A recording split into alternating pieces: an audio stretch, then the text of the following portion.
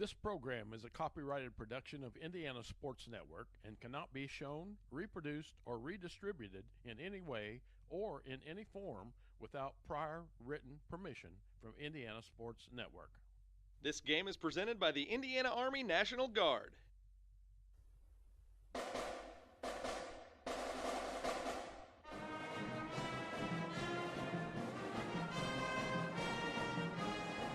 Welcome to Rose-Hulman Institute of Technology, the U.S. News & World Report's #1 engineering school in the United States that offers a master's as its highest degree for 18 consecutive years. Rose-Hulman, where you come to find yourself. Find yourself through personal growth, through personal development, through study, research, and invention. Rose-Hulman, your home for academic and athletic excellence.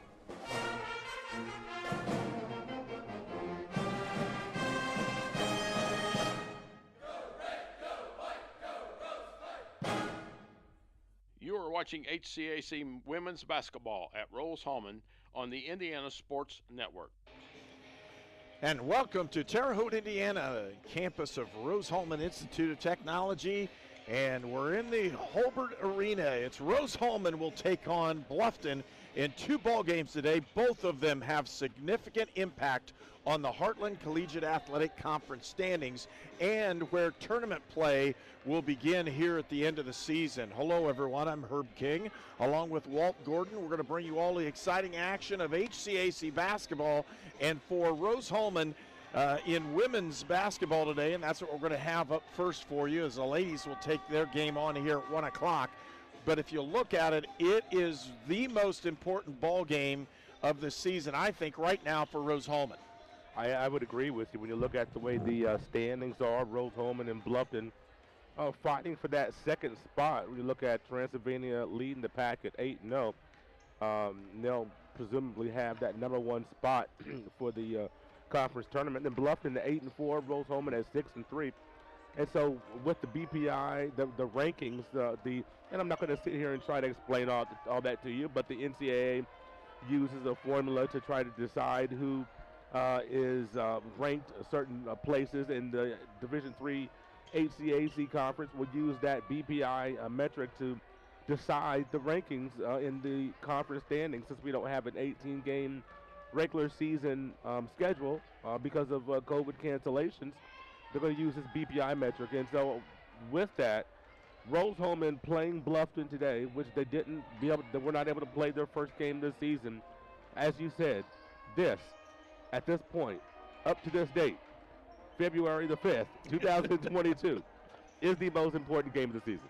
Well, the reason why is that one game. And with that one game, that could change their strength of schedule. Yes. Their head-to-head would be, in Rose-Hulman's favor if they can come away with a win. Mm-hmm. And more importantly, just sets them up.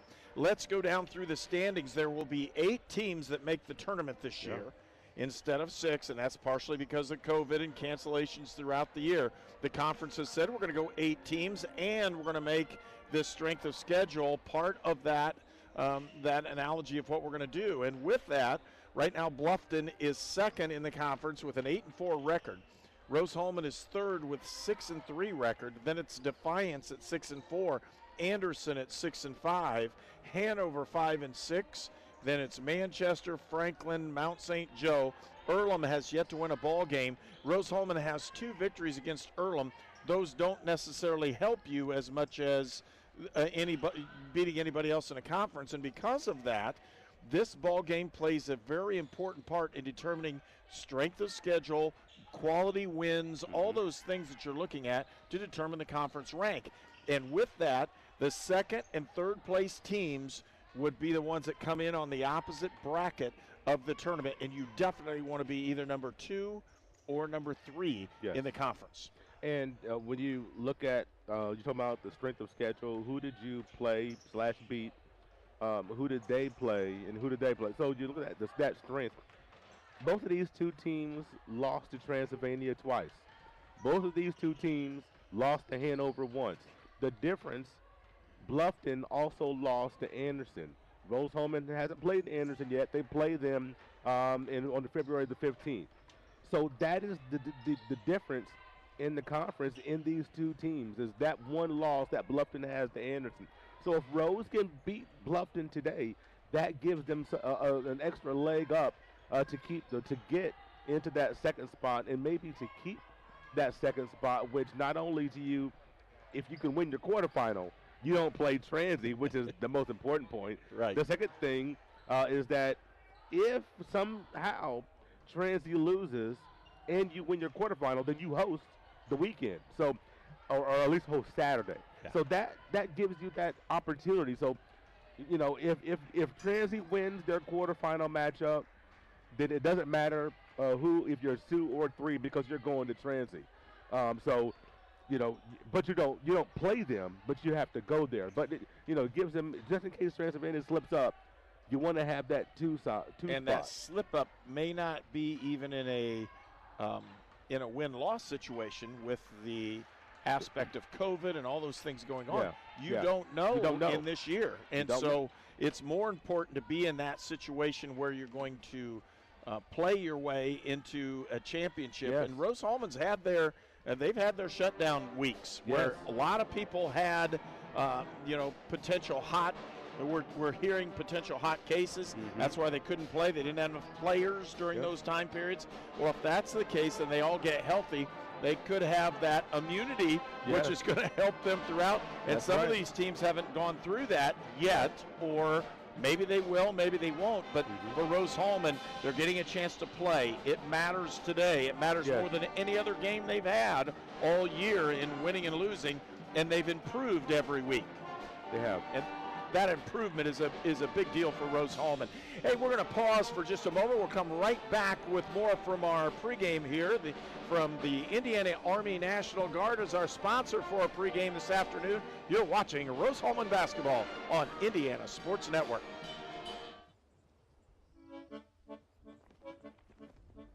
In Searcy, Arkansas, a young man says I love you for the first time, but his girlfriend doesn't quite hear. In Franklin, Tennessee, a boy encounters his first pickle. And in Kyle, Texas, after a mission for tots, cousins realize they're a long way from Kyle, Texas. One day, many people, millions of orders. This is Howie Sonic. Gen Z is a stalled generation. The news says Gen Z is struggling. I've got news for them. I wait tables, but last week I built a field hospital. I put out a forest fire. I stopped 1,000 attackers. And a natural disaster. I've saved lives. And led a team on patrol. I serve. Well, I go to school full-time. While I work full-time. The greater the challenge, the stronger we become. Wherever life takes you, whatever stage, anything that you need, no matter the season, getting there together. We are ready when you are. Crane cares. I need a Mocha Crunch Blast, please. You got it. I'm on the Mocha Crunch. We're gonna need more espresso chunks. Order up. Sonic Mocha Crunch Blast. This game is presented by the Indiana Army National Guard.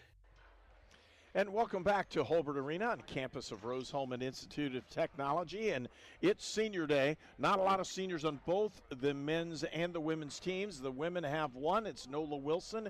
And when you look at Nola, she's really had a great ball game this last week on Wednesday. She really did. And Nola is a young lady that has really been able to help this team since she came back, close to midway through the season. A senior from Indianapolis, went to Tindley High School, and has played exceptional basketball at her time here at Rose-Hulman. Going to get a fantastic degree, and set herself up really for adulthood. But on the basketball court, what an addition! As a young lady that can stretch the floor, has really improved her three-point shooting during her time here at Rose-Hulman. And one thing that I have seen this season that really helps this team is Nola Wilson, her off-ball defense. As drivers come through the paint, it's often Nola Wilson that's getting her hand in there, getting jump balls or steals and sending Rose-Hulman in the offensive transition. So that's one thing that I've really seen of her this season, adding to her game. Of course, the offense has been there, the shooting ability has been there. It's just whether they go in or not.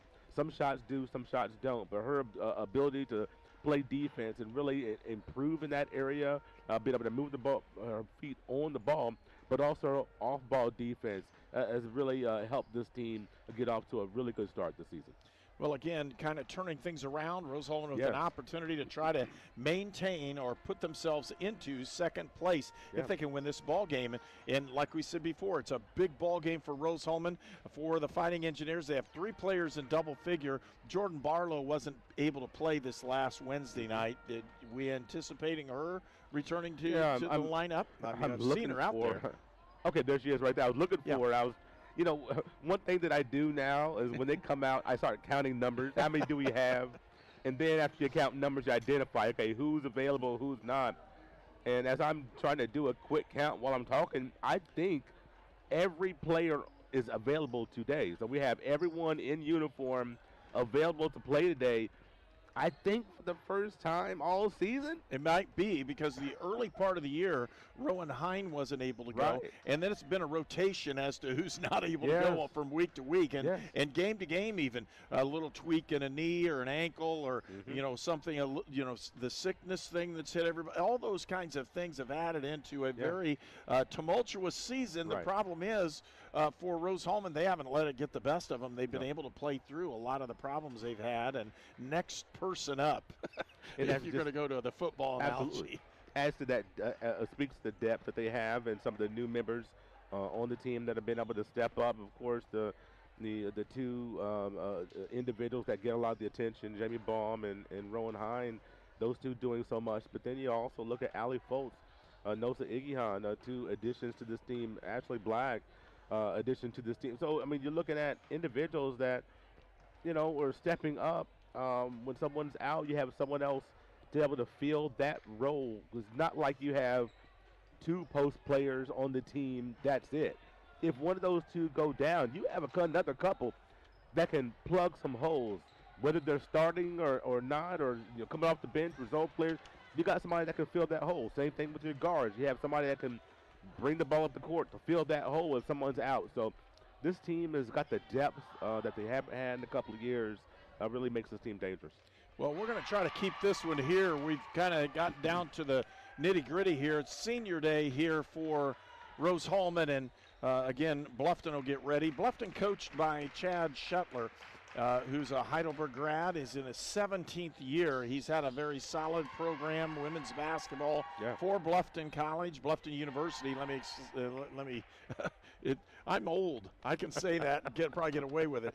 But in the process, we'll see Rose-Hulman Senior as they prepare for this, and you can see them gathering over near the scorer's table, getting ready with their senior festivities. And when they come online, we'll do that as well. You'll be able to hear the announcer as he's ready to speak here for Senior Day from Rose-Hulman.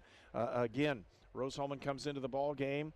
It's in 3rd place in the conference. One win, though, could really change their fortunes as far as putting them close to that 2nd place mark in the conference. And we'll see. It looks like everybody's ready to go. Ladies and gentlemen, at this time, the Rose-Hulman women's basketball program would like to take a moment to honor one senior prior to her final regular season weekend home game. Today's senior is Nola Wilson. Nola has appeared in 45 career games with 28 starts at Rose-Hulman. She has career totals of 273 points, 127 rebounds, and 52 assists. The biomedical engineering major from Indianapolis, Indiana, scored a career high 19 points in the win over Hanover on December 15th, 2021. She also has a career high 8 rebounds in a game. Nola is joined today by her parents, Mark and Nancy Wilson, along with her sister, Hannah. Ladies and gentlemen, Nola Wilson.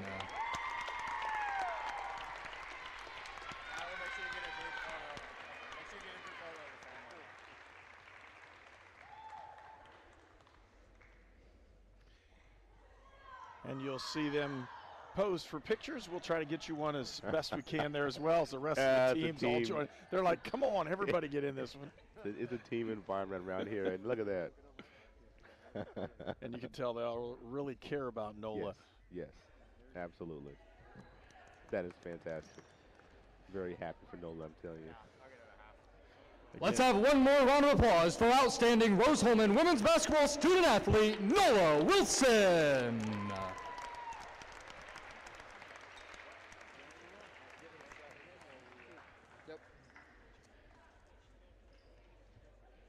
And we'll see. We should take a break here and be right back for the starting lineups. You're watching Rose-Hulman basketball on Indiana Sports Network. If I crave something, I have to have it. Well, so what are you craving? Like, what do you crave? Attention, apparently. Look at him all sitting in the middle. I know, right?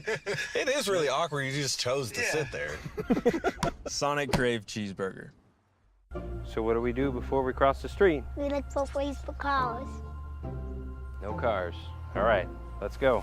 But Daddy, why do you have to hold my hand? To keep you safe. That's why we look for cars. I'm watching out for danger. To keep you safe.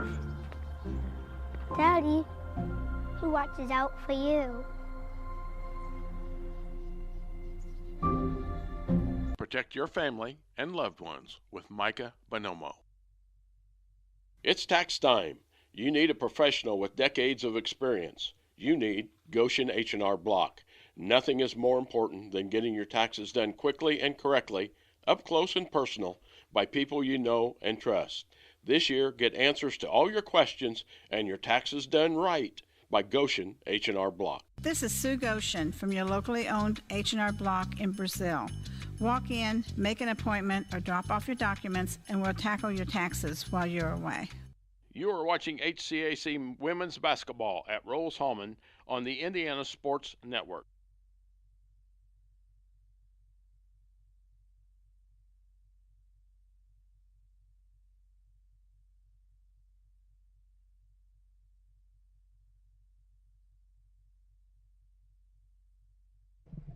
Our starting lineups, first of all, for Bluffton. And now let's meet the starting lineups for today's game. First, for the visiting Bluffton Beavers. At guard, the junior number 5, Peyton Henry. At guard, the junior number 11, Sammy Shardo. At guard, the freshman number 14, Olivia Zender. At forward, the senior number 20, Brianna Gillig. And at center, the senior number 40, Emma Saltzman. The Beavers are coached by Chad Shuttler. And now let's meet the starting lineup for your Rose-Hulman Freight Engineers. At guard, the 5'11" sophomore from Clovis, California, number 10, Rowan Hine. At guard, the 5'6" senior from Indianapolis, Indiana, number 14, Noah Wilson. At guard, the 5'10" freshman from Los Altos, California, number 23, Jamie Baum. At guard, the 6' junior from New Brighton, Minnesota, number 33, Kaylin Jester.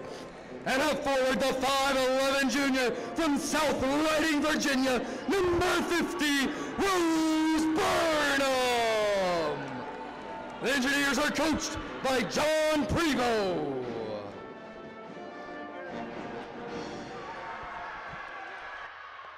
Well, there's not a huge amount of people in here. We have a lot of basketball players. Both the men's teams are sitting up on opposite ends of the bleachers. You'll see them as the play goes on.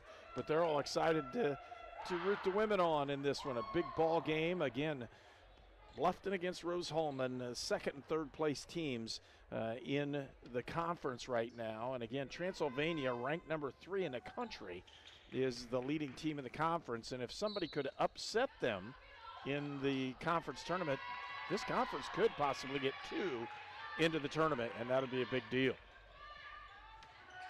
Sharda with the basketball. Out the outside, give it up to Saltzman, and then back to the right side, back to Shardo. Looking for Saltzman at low post. Henry to Zender, back to Saltzman. Clock winding down. Reverse layup up and no good. Rebound comes out to Rose Burnham. Hine with the drive to the basket and it scores. Rowan Hine. Rowan Hine, just an explosive player and someone who really wants to push the tempo for the Engineers. Tempo is going to be critical in this game because Bluffton likes to run as well.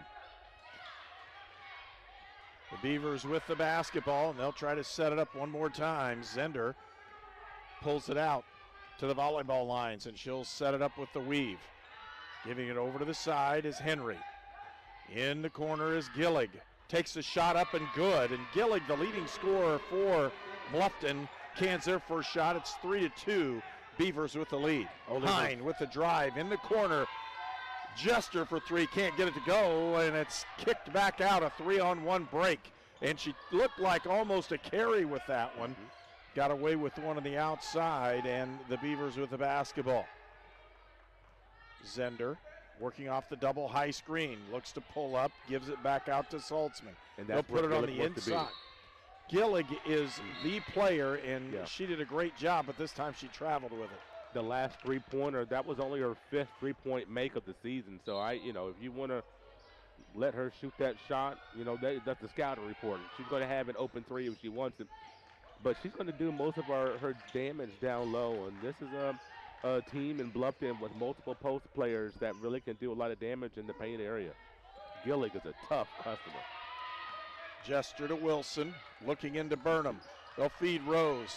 She'll square up. Makes that move, hard one, pump, turn around, puts it off the glass, doesn't get it to go.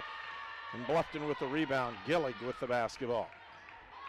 On the drive, kick in the corner as Shardo will pull it back out. Henry off that wing. Again, they're going to try to put the ball in the low post. Yes. They're trying to really work for Gillig to get the ball in that low post. There she is. Square up. She'll drive, puts a shot up, can't get it to go. Really good defense by Burnham, and a shot clock violation will give the ball back to Rose-Hulman.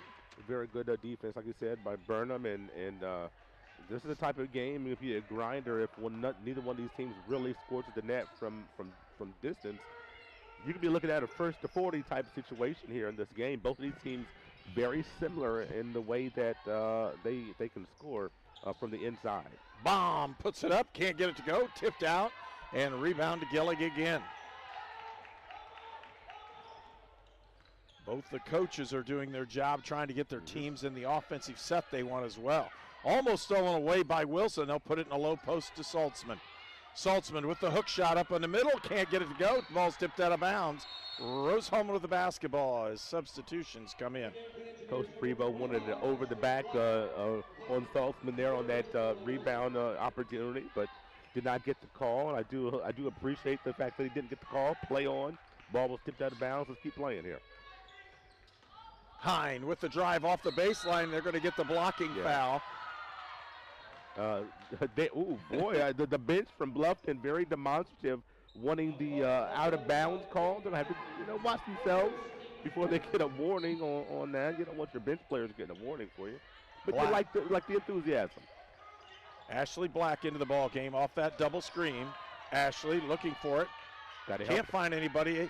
Now finds it. It's taken away, backcourt violation. It'll be Bluffton basketball. Hey, great defense. When you look at this game defensively, Bluffton ranked number 3 in field goal defense or points given up per game. Rose-Hulman number 2. So these are two teams that really get after it when you look at contesting shots, making teams shoot poor percentages and struggling to score. Again, Gillig on that low post. Jester with the defense, Gillig with the shot, and she'll go to the line to shoot 2 shots. Rose-Hulman is going to throw multiple people at her. Jester getting the start. Gillig is a 4-year starter for Bluffton, someone who has been able to be a double-figure scorer all 4 years and averages from her career 14 points a game and 42% from the field. So this young lady, there's not a 1-year wonder. She's done it for 4 straight years at Bluffton. Been a consistent senior scorer for that team. Shots up, no good, and it'll stay Bluffton basketball, so it was a competition for that basketball, and they say Jester knocked it out. 6:14 left to go here in the first period. Bluffton with a 4-2 lead. Henry with the basketball. Outside to Shardo. Shardo with the drive to the hole, puts it up. Blocked and went off of her, out of bounds, as a great block that time by Jamie Baum. Baum acts as a block a game. This young lady that is good length, that can guard the ball at 5'10", moves her feet so well. So Engineers trying to look for a bucket here on this end. Hine waiting for either a screen or some type of motion. She gets to the screen, sets it up. Rowan outside, gives it to Jester. Good. Backdoor cut to Baum. They had a nice play and a good cut, just couldn't handle the ball. Oh, it was there. You got to catch that ball, get that left-handed layup there. Jamie Baum just couldn't quite squeeze it. Maybe a little anxious there. Ready to put that ball up and score and knot it at 4. Look at Gillig. Gillig right at the foul line. She'll pull it back outside. Post and repost. Again, right on the block. She'll put it up and in. That's okay. She is just going to score right there. Yep. And Rose-Hulman's going to have to do a little bit better job in trying to force her to throw it back outside. Hine kicks it outside to Black. Jester with the drive, with the shot. Doesn't go. Rebound comes out.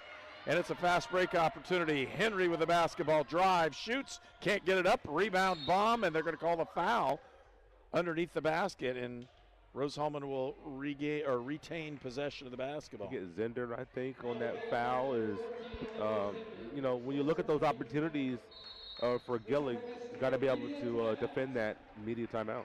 And a timeout, we'll take one. 6-2 is our score. 5 minutes left to go in the first period. Welcome to Sonic. May I take your order? 1 crave cheeseburger. I'm on it. Crave cheeseburger, almost ready. On my way. Someone pass me the crepe sauce. Almost ready on the burger. 1 Sonic crave cheeseburger. Treatment for those with mental illnesses and addiction issues has evolved over the years. In the late 1960s, Indiana's mental health system began to take shape. From 1971 to 2021, Hamilton Center has touched the lives of thousands of people in central and west central Indiana. We are committed to the latest therapies to improve the quality of life for those with mental illnesses. Treatment works. Recovery is possible. And thank you, Indiana. Hey, this is Todd Hine with LaborLink. The federal unemployment benefits have ended. However, there has never been a better job market in history. This puts you in an incredible position. Go to golaborlink.com and apply now. We have many jobs available, but they will fill up fast due to demand. Hey, take advantage of the job market and start work right away with LaborLink. Rose-Hulman with the basketball. Hine in the front court with it. Rose Burnham with the handoff to Black. Black pushed down to the floor. Can't get it. Back out to Hine. She'll pump. Put out. Rose Burnham with the shot. Can't get it to go, and the rebound comes out to Maddie Fitzpatrick, who entered the ball game. Excuse me. Back on the outside, Saltzman. Shardo. Back to Fitzpatrick. And again, Henry with it, held up outside. Black on her, can't get it. Saltzman back out with the drive. Shots up, no good. Rebound to Black. Burnham might have gotten away with a little bit of a push in the back there. Here comes transition. She traveled. Allie Foltz just traveled, just needed to take one dribble there. Unfortunately, she was too far within the basket for her 2 steps and had a great opportunity there. Both these teams are very tight right now shooting. 6-2 is our score. Nobody's going to get run out of the gym on this first quarter because nobody's really shooting the ball well. Only about 20% for both these teams. Both of these teams are playing exceptional defense, and that's what they do. That's their calling card. And this might be how we will see 4 quarters. I don't know. You think the Nets will loosen up at some point, but it's great defense being played on both sides. Shot outside, and boy, I'll tell you what. The only player that's really on is Brianna Gillig. Hey, I'm telling you, if she knocks down 4 or 5 shots like that, maybe it's going to be their day. I mean, she came into this game like 4 of 11 from 3. So she's not a volume three-point shooter. She doesn't take very many. But she stepped out today and hit a couple big ones. Burnham on the low. Can't get it done. Don't foul. And they'll call the foul. It'll go the other direction. Not a good one there. That's going to be her second foul, I do believe. Is that right, Herb? Or is that her first? Her first foul. Folks, we want to thank Crane Credit Union, Goshen H&R Block, the Hamilton Center, Indiana Army National Guard, and Indiana Farm Bureau Insurance with their agent Micah Bonomo for sponsoring this afternoon's broadcast. Gillig on the low post, blocked away. Rebound is, she could have easily put that one up, but didn't get it up. Fitzpatrick, and they'll put it outside. A traveling violation almost, and she's pounded that ball pretty hard down there. As, again, Brianna Gillig really didn't do anything. It almost got her talking to there by the officials as they stared her down. Morgan Smith at the end of the game for Saltzman on that last dead ball, 6-foot junior. Really the second leading scorer for Bluffton, comes off the bench, does a great job. A little ticky-tack foul there by Angel Schneider, who came off the bench as well. Third team foul for the Beavers in the first quarter. Still one away from the, one to give, I guess you should say, here in this quarter still, so they're all right. Trying to get the ball in. They're going to put it out there. It's almost stolen away and could have been out of bounds. It's not. Held possession.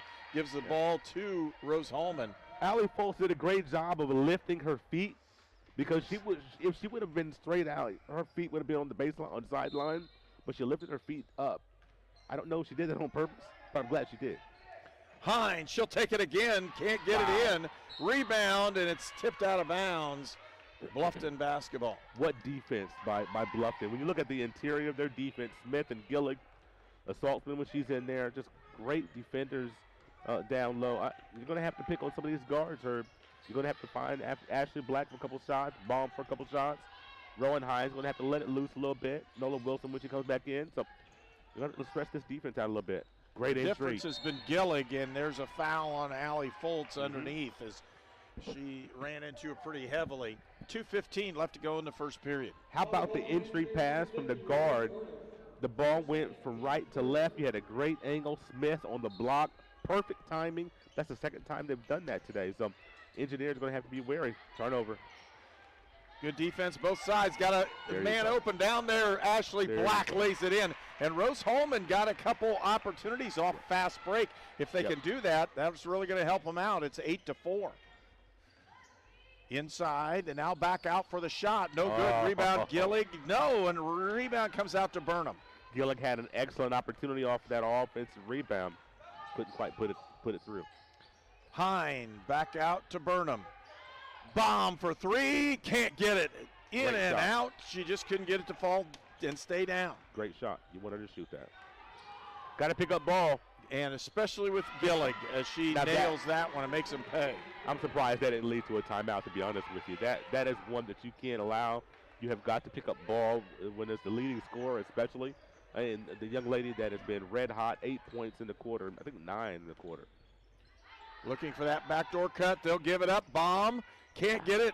Again, good shot opportunities for Rose-Hulman. They've had the ball down low. They have gotten nothing to fall off of their efforts from the offensive side.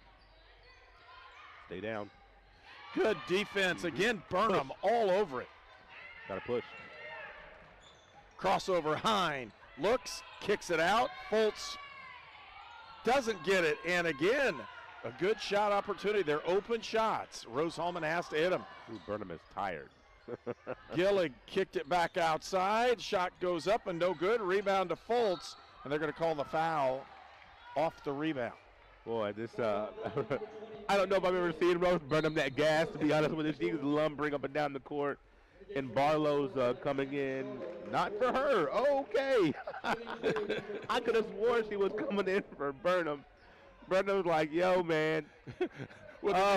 Hey, I'm good. 38 seconds, okay. I'll be all right. Give me 30 seconds here as I walk down the floor. Speaking of that, we're inside now. 30 seconds left to go in the first period. There's about a 7-second differential between the shot clock and the game clock. 12 seconds on that shot clock as it's winding down. Burnham, she'll square up, feed down low post to Barlow, and they're going to call traveling first. Yep. Yeah, she moved her feet. She had the ball moving baseline side. She stopped her momentum. Keep that momentum and go straight up for the basket. And if not, she probably would have had that actual foul call. Yep. With the drive is Shardo, puts a shot up, can't get it to go, rebound out. And that's the end of the first period. It's 10-4, Bluffton with the lead when we return for more on Indiana Sports Network. At Lynn's Pharmacy, we're more than just your pharmacist. We're your neighbors. Our kids go to the same schools. We eat at the same restaurants. We sit next to you in church. When I listen to a symptom. When I fill a prescription. When I offer advice, I'm not just helping a customer. I'm helping my neighbor and a friend. My name is Lynn Hofstetter, and I'm the proud owner of Lynn's Pharmacy, a modern pharmacy with old-fashioned values and personal service dedicated to keeping you, your family, and our community healthy since 1872. Here at Lynn's Pharmacy, downtown Brazil.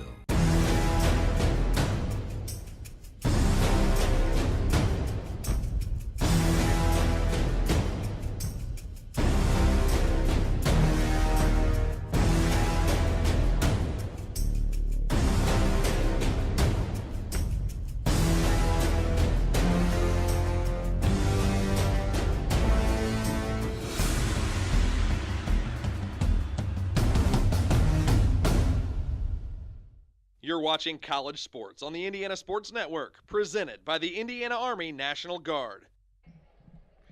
And welcome back to Hulbert Arena on the campus of Rose-Hulman Institute of Technology. We want to thank Lynn's Pharmacy, Mossy Oak Properties, Sonic Drive-In, Sponsler Insurance, Union Health, and York Automotive, all proud sponsors of Rose-Hulman basketball here on Indiana Sports Network. And we were talking on our dead time here between quarters, and Rose-Hulman has had shot opportunities. They just haven't gotten anything to fall. No, they haven't. And Rose-Hulman has been looking at good defense, but at the same time, they've had some good looks as well with transition as a turnover and, three go in and out. But you got to stay the course. There you go. Good defense. Rowan Hine with the layup and 2 points. If they just stay with their principles, play good defense, the shots will fall in time. But if you don't play defense on this end, it's going to be tough. Brianna Gillig took a seat at the end of, or during this first quarter, so she has all of Bluffton's points right now, and that's been the difference in the ball game. There's a three-point shot up and good by Maddie Fitzpatrick, the sophomore from Mount Gilead, Ohio. The big shot, the first shot from someone other than Gillig, as you mentioned. Ooh, good defense. Back outside, Black for three. She can't get it to go. Rebound comes out to Bomb. Jamie to Ashley Black. I like the matchup that Bomb has. I like Rose to go at that. Whoa. Burnham kicks outside. Bomb pump, drive, layup, got it. All day. Schneider cannot stay with Jamie Bomb. I like that matchup. If Bluffton is going to do that, you got to go at that consistently because she can't stop her. Bluffton with the basketball. Again, Fitzpatrick, who had a three the last time down the floor, has the basketball. Back out to Saltzman. Schneider, who's in the ball game. They'll turn around, puts it up, and they're going to call the foul. Yeah, she swiped her arm down. You're going to get that call. She's got to stay straight up. And Baum got, she tried to get the block. It's so tempting. The ball's right in front of you, but you swat down. You're going to get that call on you more times than not.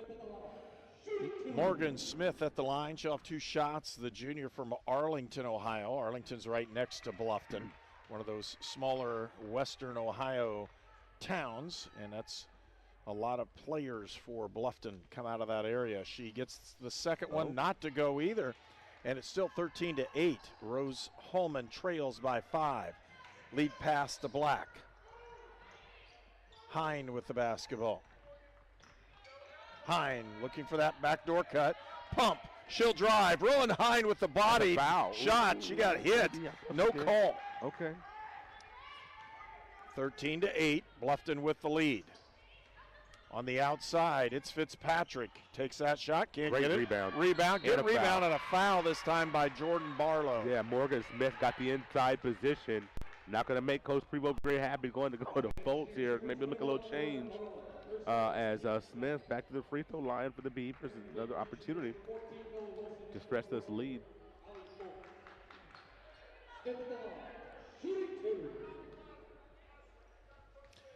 We want to thank our transportation specialist for Indiana Sports Network. It's York Automotive with 5 locations in Brazil, Greencastle, Crawfordsville, and Plainfield. Smith gets those free throws in, and it's 15-8. Jamie Baum with the basketball. To Black. Looking for the cut. They had Wilson, but they're going to call a foul off of the ball. And they're going to call it on number 11, as they'll say Shardo ran into somebody. She looked like she got the worst of that whole situation. She tried to run through a screen and did so pretty hard. Shardo hits the floor and gets called for the foul. Outside for Baum, 2-point shot up, no good, rebound tipped around. And again, Shardo is on the floor one more time coming off of an actual screen. Somebody's going to have to call those out for the Beavers, or she's going to be out of the ball game in a hurry. Outside, they'll give it up to Smith. Moving it around. Again, Shardo with the basketball, back out. It's Henry. Inside, again, a nice play by Morgan Smith as coming off the bench, and she's done a spectacular job, and Bluffton by 9. Jester feeds inside to Fultz, get it up and good. Allie Fultz for 2 points, 17-10.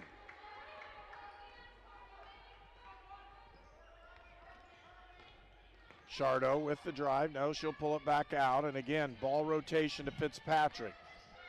Shardo feeds it inside, Fultz, steal, tipped out. Bomb to Fultz, she'll lay it up and in. Allie Fultz runs the floor well and picks up another basket. It's 17-12. What a contribution off the bench, 4 straight points for Fultz. Foul down low. Team foul number 3. That's not a good sign for the Engineers, not even halfway through the quarter. And that'll go on Jester. She picks up her second. Hine back into the ball game. Jamie Baum will take a seat. And Bluffton with the basketball. Triggered in by Fitzpatrick. Looking for that low post. They'll get it down low. They're going to call the foul. This time it'll be on Allie Fultz. Yeah, they tried to double the post, and that time Smith just stayed strong, and then Rose-Hulman got the arms in there. Team foul number 4. Going to be shooting some free throws before long. Is Bluffton here in the quarter. Nosa Igihan in for the first time in this game. They need the defense in the low post is what Rose-Hulman needs right now. Inside, they're going to feed it up, and that's a really good move on the inside. Gillig fed Smith for the easy bucket for Bluffton. Nice post-to-post pass. Inside, Nosa Igihan pump, puts it up, and she gets fouled. The Bluffton faithful groaning is like, whoa, wait a minute, where was the contact there? Second foul on Gillig, and she'll take a seat. That's a big foul. That really could determine a lot of what happens here at the end of the first half. It sure could with her on the bench, and looks like Peyton Mill going to come in the game for Fultz. Buggy Hahn will get 2. Gillig, will she sit the rest of the half? We'll see. 6:01 left to go. Iggy Hahn at the foul line. She doesn't get it. We want to thank our sponsors, Crane Credit Union, Goshen H&R Block, the Hamilton Center, Indiana Army National Guard, Indiana Farm Bureau Insurance, and Micah Bonomo, and Lynn's Pharmacy. All sponsors for this afternoon's Rose-Hulman game is Iggy Hahn hits the second free throw. It's 19-13. Bluffton with the 6-point lead. Again, ball movement by Bluffton. Trying to put it in the corner. They do. Outside, open look for Zender, but she feeds to the outside to Henry. That extra pass makes the difference. Engineers went to a little bit of a zone, and Bluffton Beavers made them pay. Henry, her first 3 in the corner. Miller looking for that backdoor cut. Cross court, they'll give it up. Iggy Hahn, spin, puts the shot up, can't get it. And she is very aggressive and didn't come away with points that time, but I like to see Nosa being just aggressive in that low post. Yeah, I would have liked to see her, once you face up, if there's nothing there, swing the ball out and repost. Depend on your teammates. Trust them to get you the ball back if you're in good position. 9-point lead. Again, the largest for Bluffton has been 9. 3-point shot up, no good. Fought for, kicked out of bounds. It'll be Rose-Hulman basketball. Well, if you're going to go to that zone, you have to get those weak side rebounds. If they're going to miss, which, you look at playing the numbers, Rose-Hulman is expecting Bluffton to miss more three-pointers, than not. So you got to be ready for the rebound opportunities every time. Feeding around. Looking for a cutter. Still wait for your cutter. There it is. There it is. Good Rowan job. Hine can't get it. Rebound. I mean, it's fought for and pulled down that time by Saltzman. Just the shot didn't go down. That's all it was. Emma Saltzman with another good play. Igihan knocks that one out of bounds, and it'll be Bluffton basketball. 22-13 is our score. 4:36 left to go here in the second period. Timeout's been called, and we'll take one as well. You're watching Indiana Sports Network. At Indiana Land and Lifestyle, we go to great depths to list and sell your property. If your agent isn't willing to go to these depths, 6 acres with bass, to list and sell your property, don't you think that's a little fishy? and there's fish everywhere. Oh! And snapping turtle! For all your Indiana land needs, check us out at indianalandandlifestyle.com. Oh, that's gross. The Big Finish sales event is on now at York Chrysler Dodge Jeep Ram on US Highway 40 in Brazil. Choose from over 500 new and certified pre-owned vehicles today. This month only, lock in 0% financing and no payment for 90 days. New Jeep Cherokee as low as $229 per month.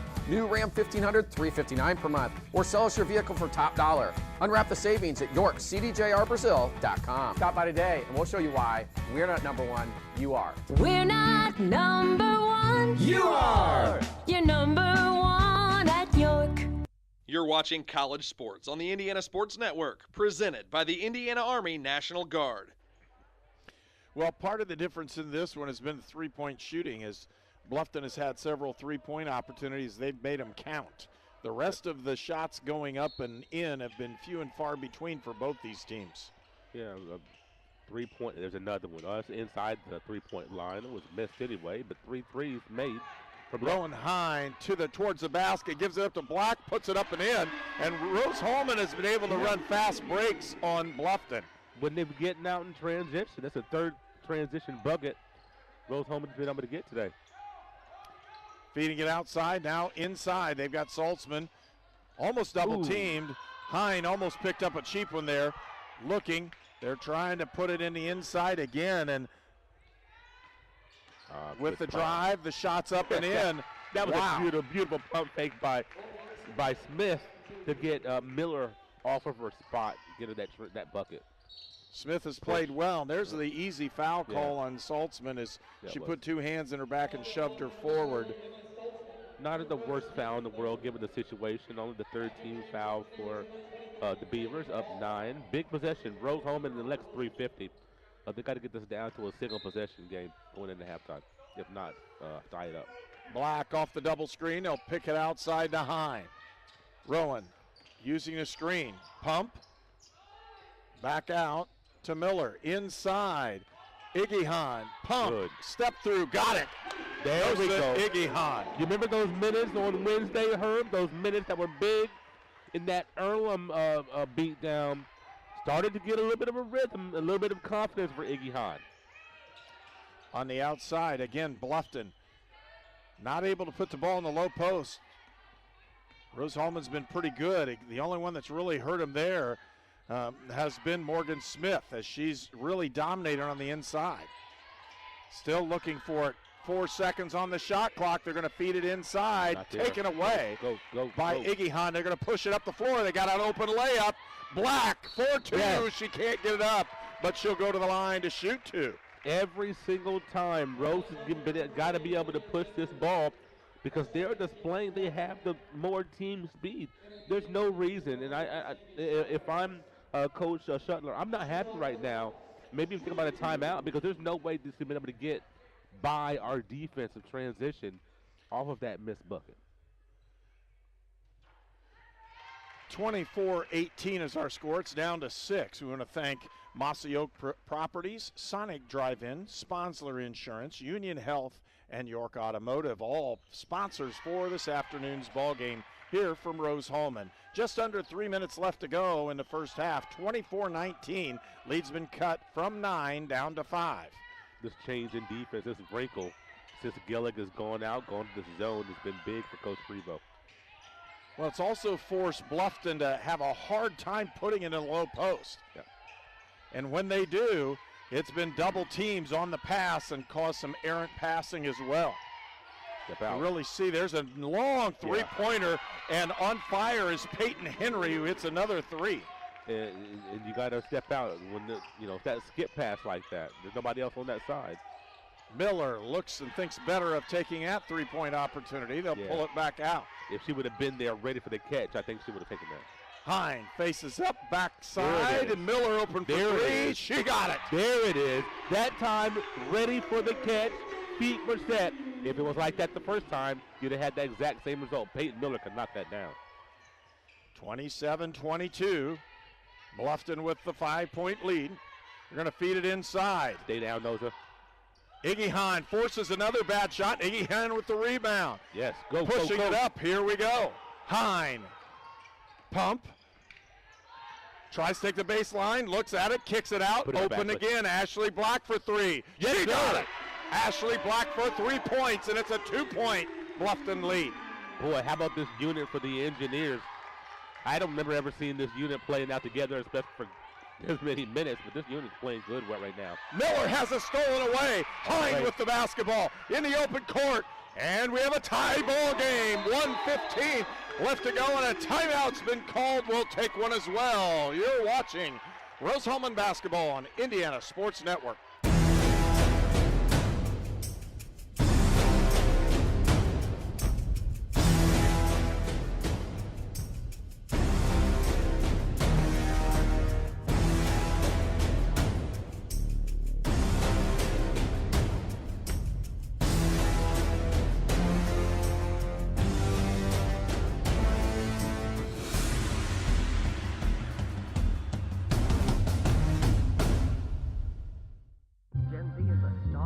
The news says Gen Z is struggling.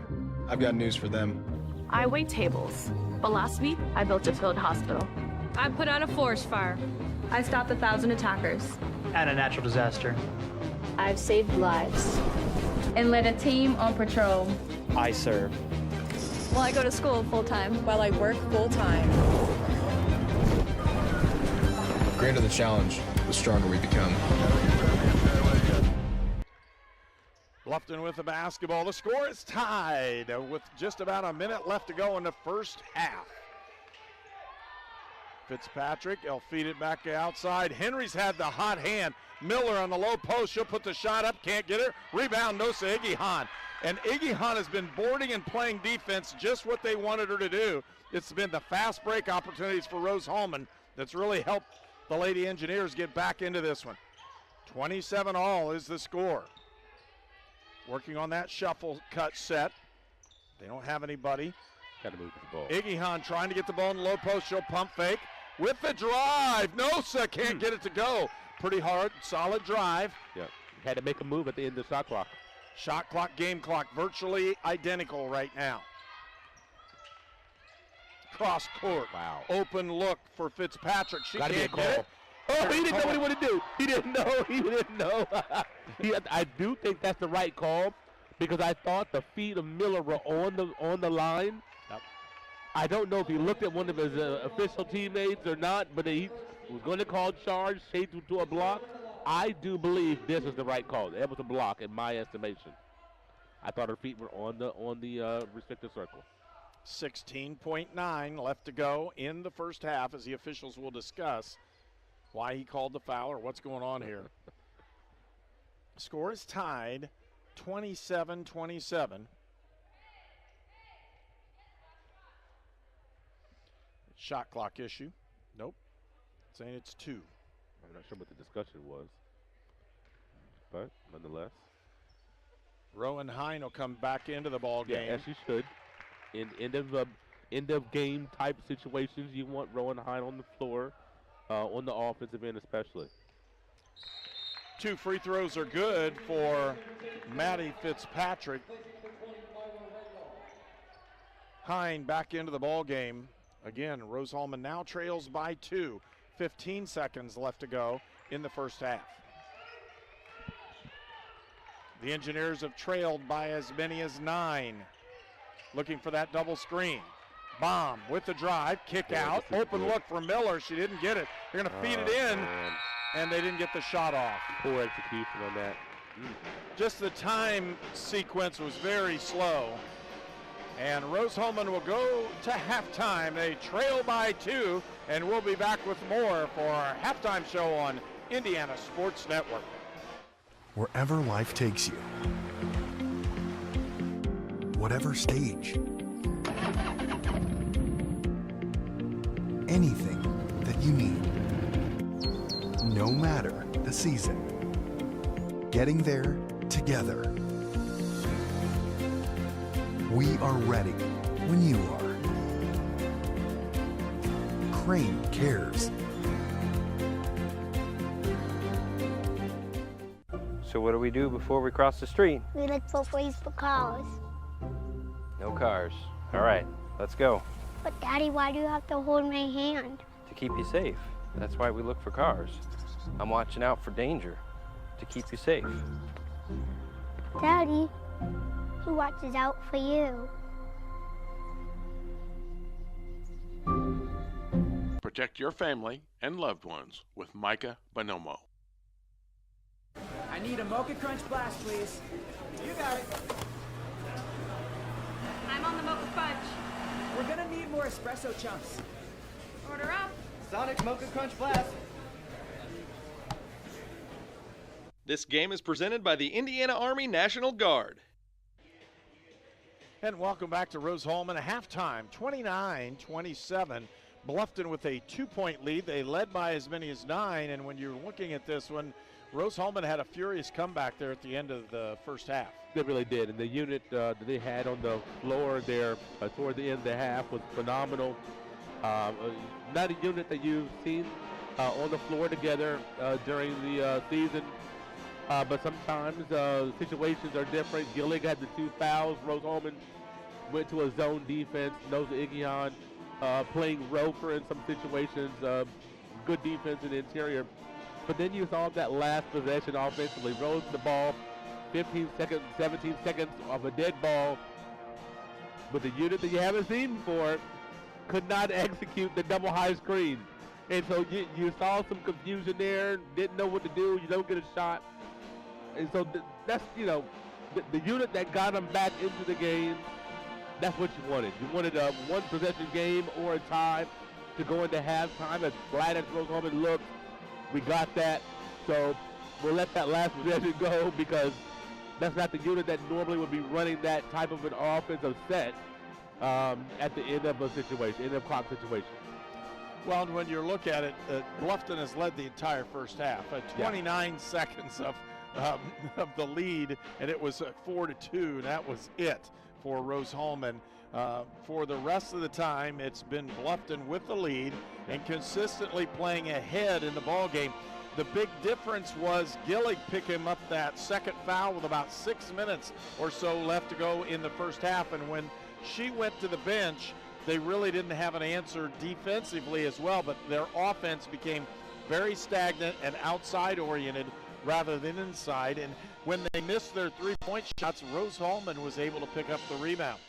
Rose-Hulman, a team that likes to limit three-pointers. They gave up 4 of the 6 three-pointers that were attempted by Bluffton, which is something that Rose-Hulman's not used to. They're not used to teams hitting a high percentage of shots, but like you mentioned, when that ball has come down, they've been able to get out and transition. And in situations where they shouldn't have had transition opportunities, their team speed just took over, and they beat Bluffton down the court. I guarantee you, Coach Shelton's going to talk about that during the halftime break. You're going to need a scheme that, have some better floor balance so you have some defender back. because you can't get beat in transition like that. Give up 14 fast break points to Rose-Hulman, a team that's not a fast-breaking team. You can't allow that to happen if you want to stay at the top of stay in second place in this conference. Well, and again, for Bluffton, they've played 8 players. Rose-Hulman has played more. 11 players for Rose-Hulman have seen the floor. That's not uncommon for Rose-Hulman, but also being able to put different people in. It's nice to see Jordan Barlow get some time, although she didn't have very many minutes at all, only 3 minutes into this ball game. And for Rose-Hulman to be the best that they can be, Barlow has to play a little bit more if she's healthy. And again, foul situation for Barlow. Yes, you got to stay out of foul trouble. A couple of, you swat down and you're going to get called that foul. We need her on the floor because she's an excellent offensive presence. She rebounds the ball so well for us. And so Jordan Barlow, second leading scorer, the best rebounder, one of the best rebounders on the team. So we need her on the floor, but she's got to stay out of foul trouble. I think she'll do that in the second half. We'll be able to see her more. Kaylin Jester got in some foul trouble. She ended up with 2 also. That hurts. So, but you have other ladies to pick up the pieces and to find ways to get things done. Rowan High, no fouls in that first half. Wait, say that again. Say that fouls for Rowan High.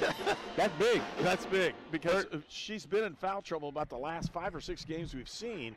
Rowan has come down and picked up 2 really quick in the opening part of first halves and hasn't been able to finish out the first half, and then she gets in the second half, and then she'll pick up 1 or 2 early in the third quarter, and then she'll sit for a while. So not having her on the floor has been a detriment to what Rose-Hulman's tried to do in the last 2 or 3 weeks. And with her on the floor, being able to play and being able to play that whole first half, that's a big difference for Rose-Hulman. She doesn't have any fouls in this ball game right now. And Rose-Hulman will gain possession of the basketball in the second half. We're going to pause. We'll come right back with more for our halftime show. You're watching Indiana Sports Network. If I crave something, I have to have it. Well, so what are you craving? Like, what do you crave? Attention, apparently. Look at him all sitting in the middle. I know, right? It is really awkward. You just chose to sit there. Sonic Crave Cheeseburger. It's tax time. You need a professional with decades of experience. You need Goshen H&R Block. Nothing is more important than getting your taxes done quickly and correctly, up close and personal, by people you know and trust. This year, get answers to all your questions and your taxes done right by Goshen H&R Block. This is Sue Goshen from your locally owned H&R Block in Brazil. Walk in, make an appointment, or drop off your documents, and we'll tackle your taxes while you're away. This program is a copyrighted production of Indiana Sports Network and cannot be shown, reproduced, or redistributed in any way or in any form without prior written permission from Indiana Sports Network.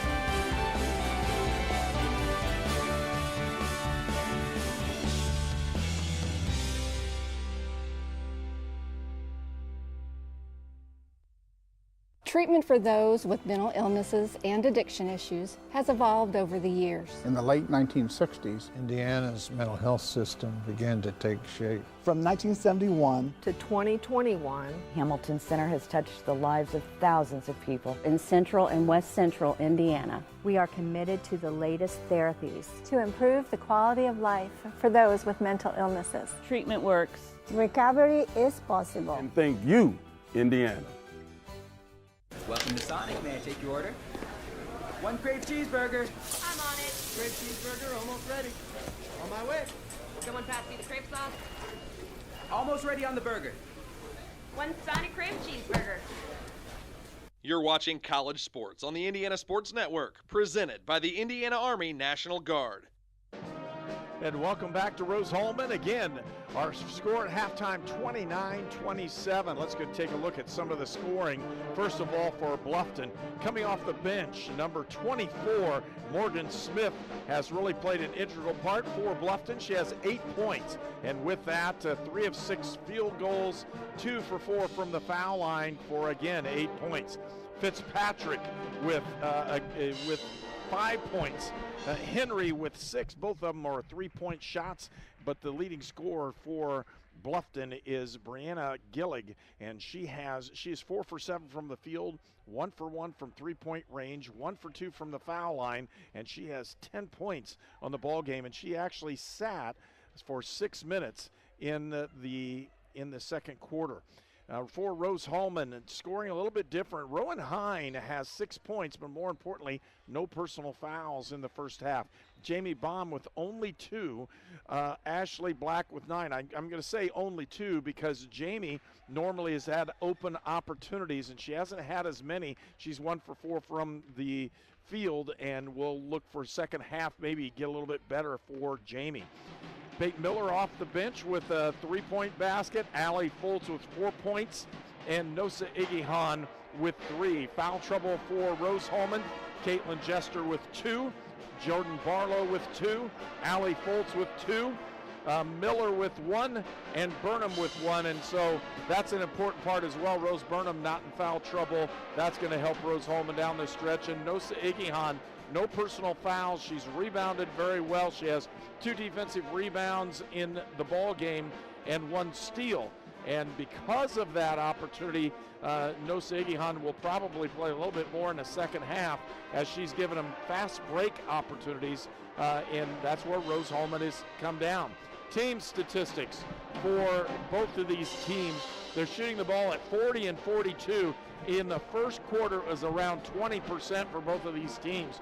So the shooting picked up in the second quarter, partially because both teams figured out what the other one's doing defensively. 3-point shooting, 66% for Bluffton. They're 4 of 6 from 3-point range. Rose-Hulman 2 of 4 at 50%. For free throws, and that's probably the difference right now, Bluffton 5 of 8, Rose-Hulman 3 of 4. Those 2 extra points coming from the foul line for the Bluffton Beavers. Bluffton has out-rebounded Rose-Hulman 18-14.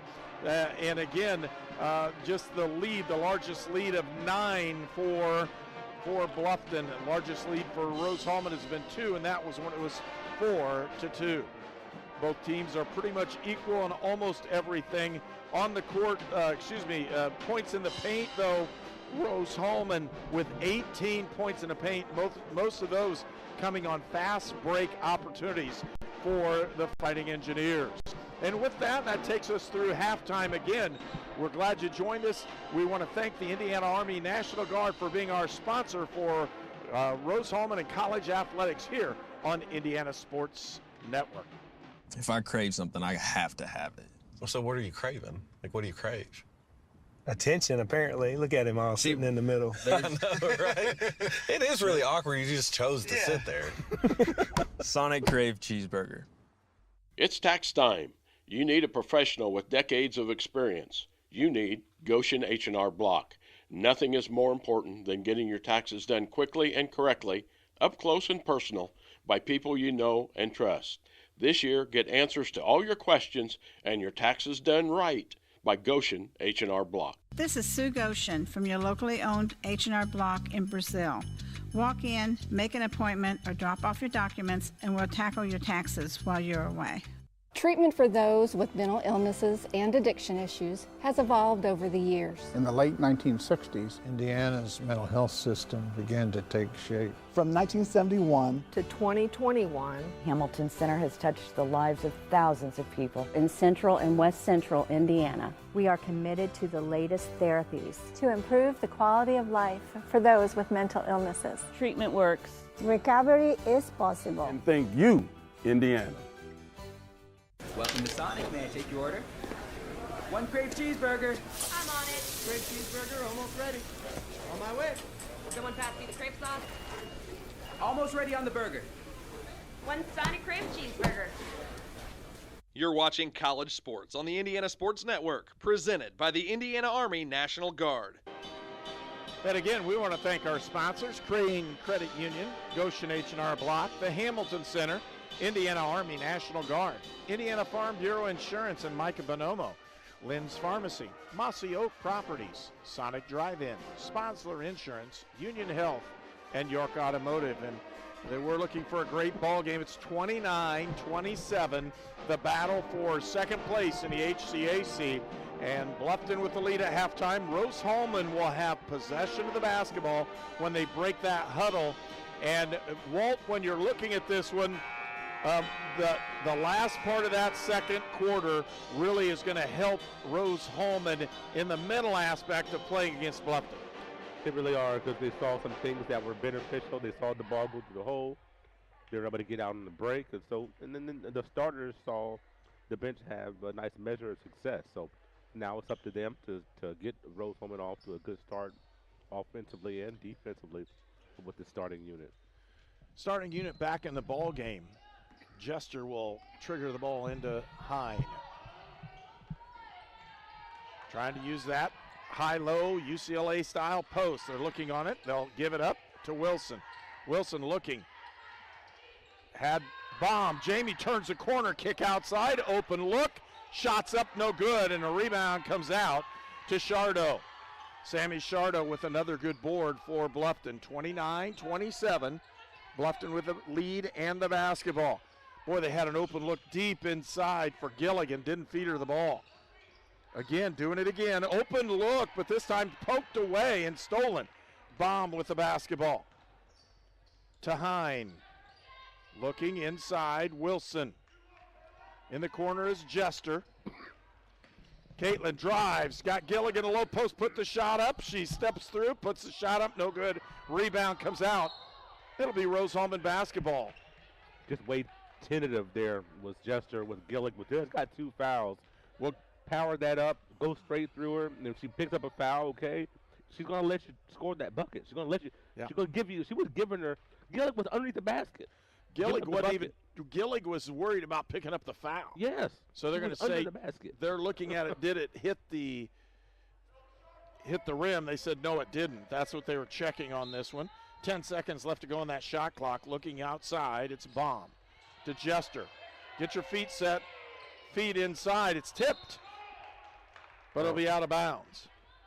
They say it was not tipped. My fault on that one. Looked like it was from here. Yeah, I thought it was. Those old eyes of mine, that's kind of how it works. Bluffton with the basketball, trying to put the ball in Gillig's hands. They've got her in the low post again. She just establishes so well, and it's not super aggressive. She just has good footwork. And once she gets her hands on the basketball, she's dangerous. Saltzman with the layup shot, can't get it. And here comes a fast break opportunity. Wilson on the break on the side, looking inside, reverses out. And they'll set it up one more time. Bomb looking for that cut. Jamie crossover with the drive, puts it up and can't get it to go. And she's fouled. She'll go to the line. Boy, it's a tight crossover that Jamie Baum has, doesn't it? Boy, she's just in a very tight window. She's going to cross you over and get to whichever hand she wants to get to. She can finish right or left. Fitzpatrick back into the ball game for Bluffton. Baum will have an opportunity to try to tie this score. Puts it up and in. Transportation for Indiana Sports Network is provided by York Automotive with 5 locations in Brazil, Greencastle, Crawfordsville, and Plainfield. And again, we want to thank York for coming alongside and sponsoring Rose-Hulman basketball this year. Tie score, 29-all as Baum hits both free throws. Good for Jamie Baum to see those 2 free throws go to the net. I'd like to see her get a little bit more aggressive in this game. I think she's got matchup situations that she can take advantage of, whether it be screen or straight off the ball. Zone opportunity. There's another 3-point shot. You can't leave her alone. Peyton Henry, the junior from Leipzig, Ohio, has just been on fire from 3-point range. Outside, Nola Wilson with the drive. She'll put the shot up, little runner. Nola gets it to go, and it's a 1-point Bluffton lead. Now we're seeing the offense start to flow for these two teams. Offense starting to percolate a little bit. Again, matchup zone for Rose-Hulman. They're trying to get it around. They just definitely don't want to let Henry with the basketball outside. There she is again. Another three-point shot. She got it in. 4-point lead for Bluffton. I'm telling you what, watching this young lady on tape, I've kind of had my eye on her. I'm like, man, this is a young lady. As she grows in this program, she's really going to be a player. As a junior, obviously, she's going to be her role next year. You think will be even more expanded. And this is a player you can play through with her and Smith. She's a normal 34% three-point shooter. She's hitting an 80% today. She's 4 of 5, and she's the reason that Bluffton has a 4-point lead. Hine will try to throw the ball inbounds. Looking inside, they'll give it back out to Baum. Jamie to Nola Wilson. Wilson to Hine for three. She'll take the shot. Doesn't get it. Rebound, tipped around, and they're going to call the foul. Yeah. It'll go against Bluffton. So the ball stays in Rose-Hulman's possession. Burnham did a great job just able to wedge through there and get her hands on the ball. Fitzpatrick bumped her on the rebound opportunity. A deep attempt there for Hine. Just a little bit short. We'll see when we get out of this out-of-bounds situation.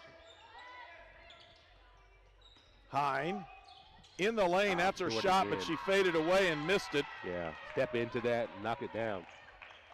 4-point lead for Bluffton. Henry kicked it outside. Shots up, no good. Rebound to Baum, and they're going to push this one. They're giving it up to Hine with the drive. The shot doesn't get it. Gets her own rebound, puts it up, doesn't get it. And that's a tough one as Shardo comes out with a basketball. Gillig looking for something to do. Gives it to Shardo. Back outside to Henry. Shardo. Double team. Feeds it up. And they're going to say it is Rose-Hulman basketball. Wow. I'm telling you, it's hard to, obviously, from this angle, we can't see. The referee finally told their bench to sit down. I like the exuberance by Bluffton's bench. I really do. But when you're smacking the baseline and pointing at officials, you're going too far for. If you're not going to play, watch yourself. It's not going to. Don't get the team a technical if you know you're not going to play. And it's going to get close here pretty soon. 35-31. Rose-Hulman trails. Inside, back out. Jester for three. Open look. Can't do anything with it. And that ball will go out of bounds to Bluffton. And the Bluffton bench letting her know all about it. That I like. Do that. Make all the noise you want to make. But don't gesture to the officials. Don't slap the floor on the baseline 5 feet from the bench. Just be smart and stay in the limitations of what the coach wants your team to do to add to your team. Feeding outside. Saltzman doing a good job of moving the ball in the middle. Almost thrown away as Henry ended up with it. Kick outside. 3-point shot. No good. Rebound comes out to Shardo. Open look for Henry. Nope. Misses that one and a rebound comes out. It's Baum. Feed to Nola Wilson. She'll take the shot. You can't get it. And rebound comes out to Bluffton. Boy, we've had great opportunities here lately, Herb. And Walt, you're looking at this one. You just look at it and see what's going to happen right now. Here it is. Inside and a 2-point basket for Brianna Gillig, the senior. Again, 12 points now. Had 10 points at the end of the first quarter. In the last 15 game minutes, had 0 until there. Jester, pump, drive, reverse layup, can't get it. It's not a bad look, she just couldn't get it in the basket. 6-point lead for Bluffton. I think the last 4 shots for Rose-Hulman, I don't think any of them have touched iron. No. Shardo will take the shot, and they're going to call foul off the ball. It'll go against Jester as she picks up another foul. This is a big timeout, media timeout, just with the doctor order for Rose-Hulman. And we'll take one as well. A 6-point Bluffton lead when we return on Indiana Sports Network. Hey, this is Todd Hine with LaborLink. The federal unemployment benefits have ended. However, there has never been a better job market in history. This puts you in an incredible position. Go to golaborlink.com and apply now. We have many jobs available, but they will fill up fast due to demand. Hey, take advantage of the job market and start work right away with LaborLink.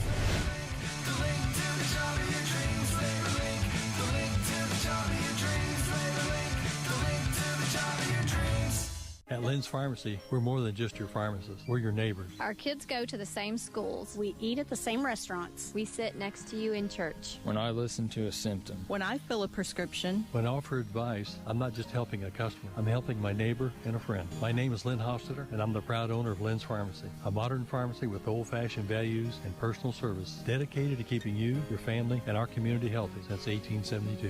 Here at Lynn's Pharmacy, downtown Brazil. This game is presented by the Indiana National Guard. And as the teams break the huddle, 37-31, Bluffton will have possession of the basketball in their own basket. Looking for that inbounds play. They'll get it in. Henry, Gillig with the drive, shots up and good. Brianna Gillig with another basket, and the lead's back to 8 for Bluffton. Because of a screen, they end up getting Ashley Black on Gillig down there in the post, and it was a no match. Black with the drive. Allie Fultz. Ooh. Almost tossed that one away. With it. And they're going to call the blocking foul on Shardo. I need the ball in Baum's head a little bit more right now. I need her to take – this young lady, I'd like to isolate. I don't care who Bluffton puts on her. I'd love to isolate her, give her a screen if you need to, but let her go to work. I think Jamie Baum right now can really do some damage in this basketball game. With the ball in her hands a little bit. Let her score. This may be one of the most athletic groups we have on the floor for Rose-Hulman right now. Fultz to Hine, looking inside. Gotta go. Still looking in. They're going to feed it to Iggy Hahn. She drives hard, puts a step through. They're going to call it traveling. If she'd have gone straight up right there, she'd have probably drawn contact and gone to the line. You're exactly right, but with 7 seconds on the clock, you have Rowan Hine and Jamin Baum on the score. No apologies here. I'm not looking at Nosy Iggy Hahn and 7 seconds on the clock. I'm looking at Hine or Baum. Put the ball in their hands. Let them make a play. Inside to Miller. Smith, and we're going to call a foul. Tough on the double team if you're looking at it from Rose-Hulman's standpoint, as they had her with the ball above her head and everybody went after it. Second team foul, 3:04 left to go in the quarter. Again, the shot's up and no good. Here comes Hine. Foot race to the basket, and Rowan Hine lays another one in. Did you see the pull away at the end there once we got half court, the volleyball line? The last couple of dribbles, he pulled away as that speed from Rowan Hine pulls him within 6. Ball movement, Gillig, cross court, gives it up to Shardo. She hits a three-pointer. We talked about that early. If they hit a bunch of threes, it just might be their day. As Rose-Hulman, the way they're going to try to defend them, they're going to try to give that up. Rose-Hulman on the offensive end's got to score here. Iggy Hahn flips it up over her head, can't get it. Rebounds, fought by Iggy Hahn, picks it up and scores. If it's helter-skelter, Gnosis needs to be in the ball game. Rose-Hulman has to push them now and see if they can make it a little more helter-skelter and less half-court offense. There it is, Iggy Hahn with the steal. And potential foul in the backcourt, but no. With the drive, feed down inside, Fultz with 2. Push the pace is what Rose-Hulman needs to do here. 1:50 left to go in the third period. Allie Fultz now with, I believe, 6 points. Played a great game so far. Feed to Gillig in the corner. Looked like she almost traveled with that when she takes that hop step when she takes off. Tip. Go. Here it is again. Rowan Hine with the basketball in the open court. Lays it up and in. And 6 straight points. And the lead's been cut 42-39. It's surprised. A 3-point lead. Really surprised there's no timeout right there by Coach Sutler. The defense has really been different. It's when Iggy Hahn's in the ball game, she is so athletic.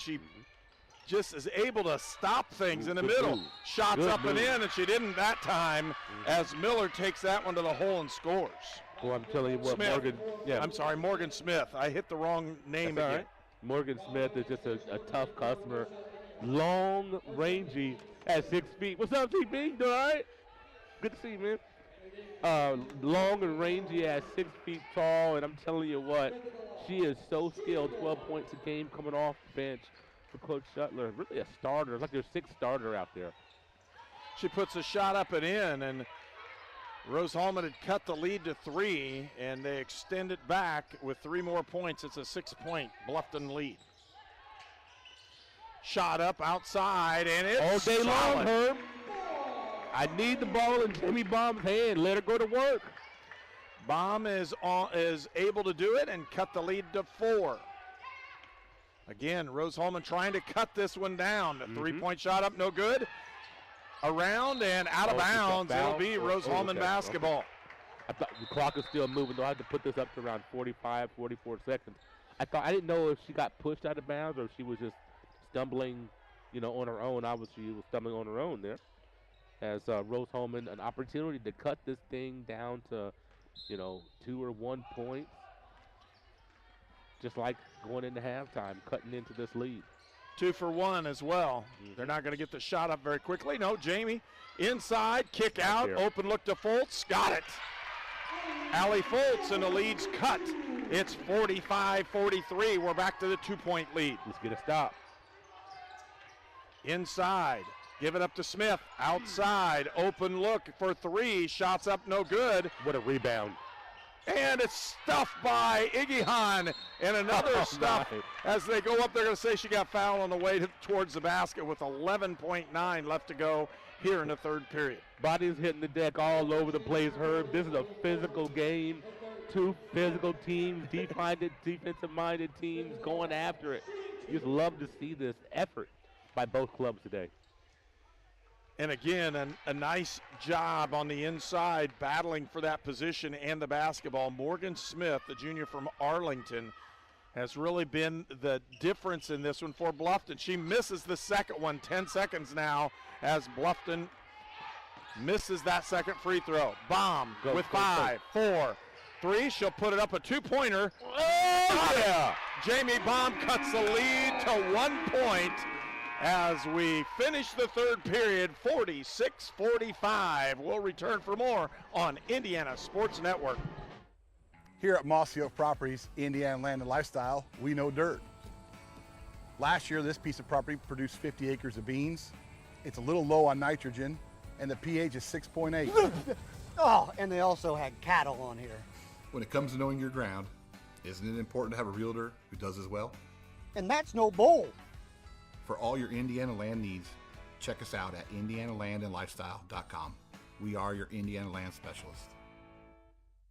The Big Finish sales event is on now at York Chrysler Dodge Jeep Ram on US Highway 40 in Brazil. Choose from over 500 new and certified pre-owned vehicles today. This month only, lock in 0% financing and no payment for 90 days. New Jeep Cherokee as low as $229 per month.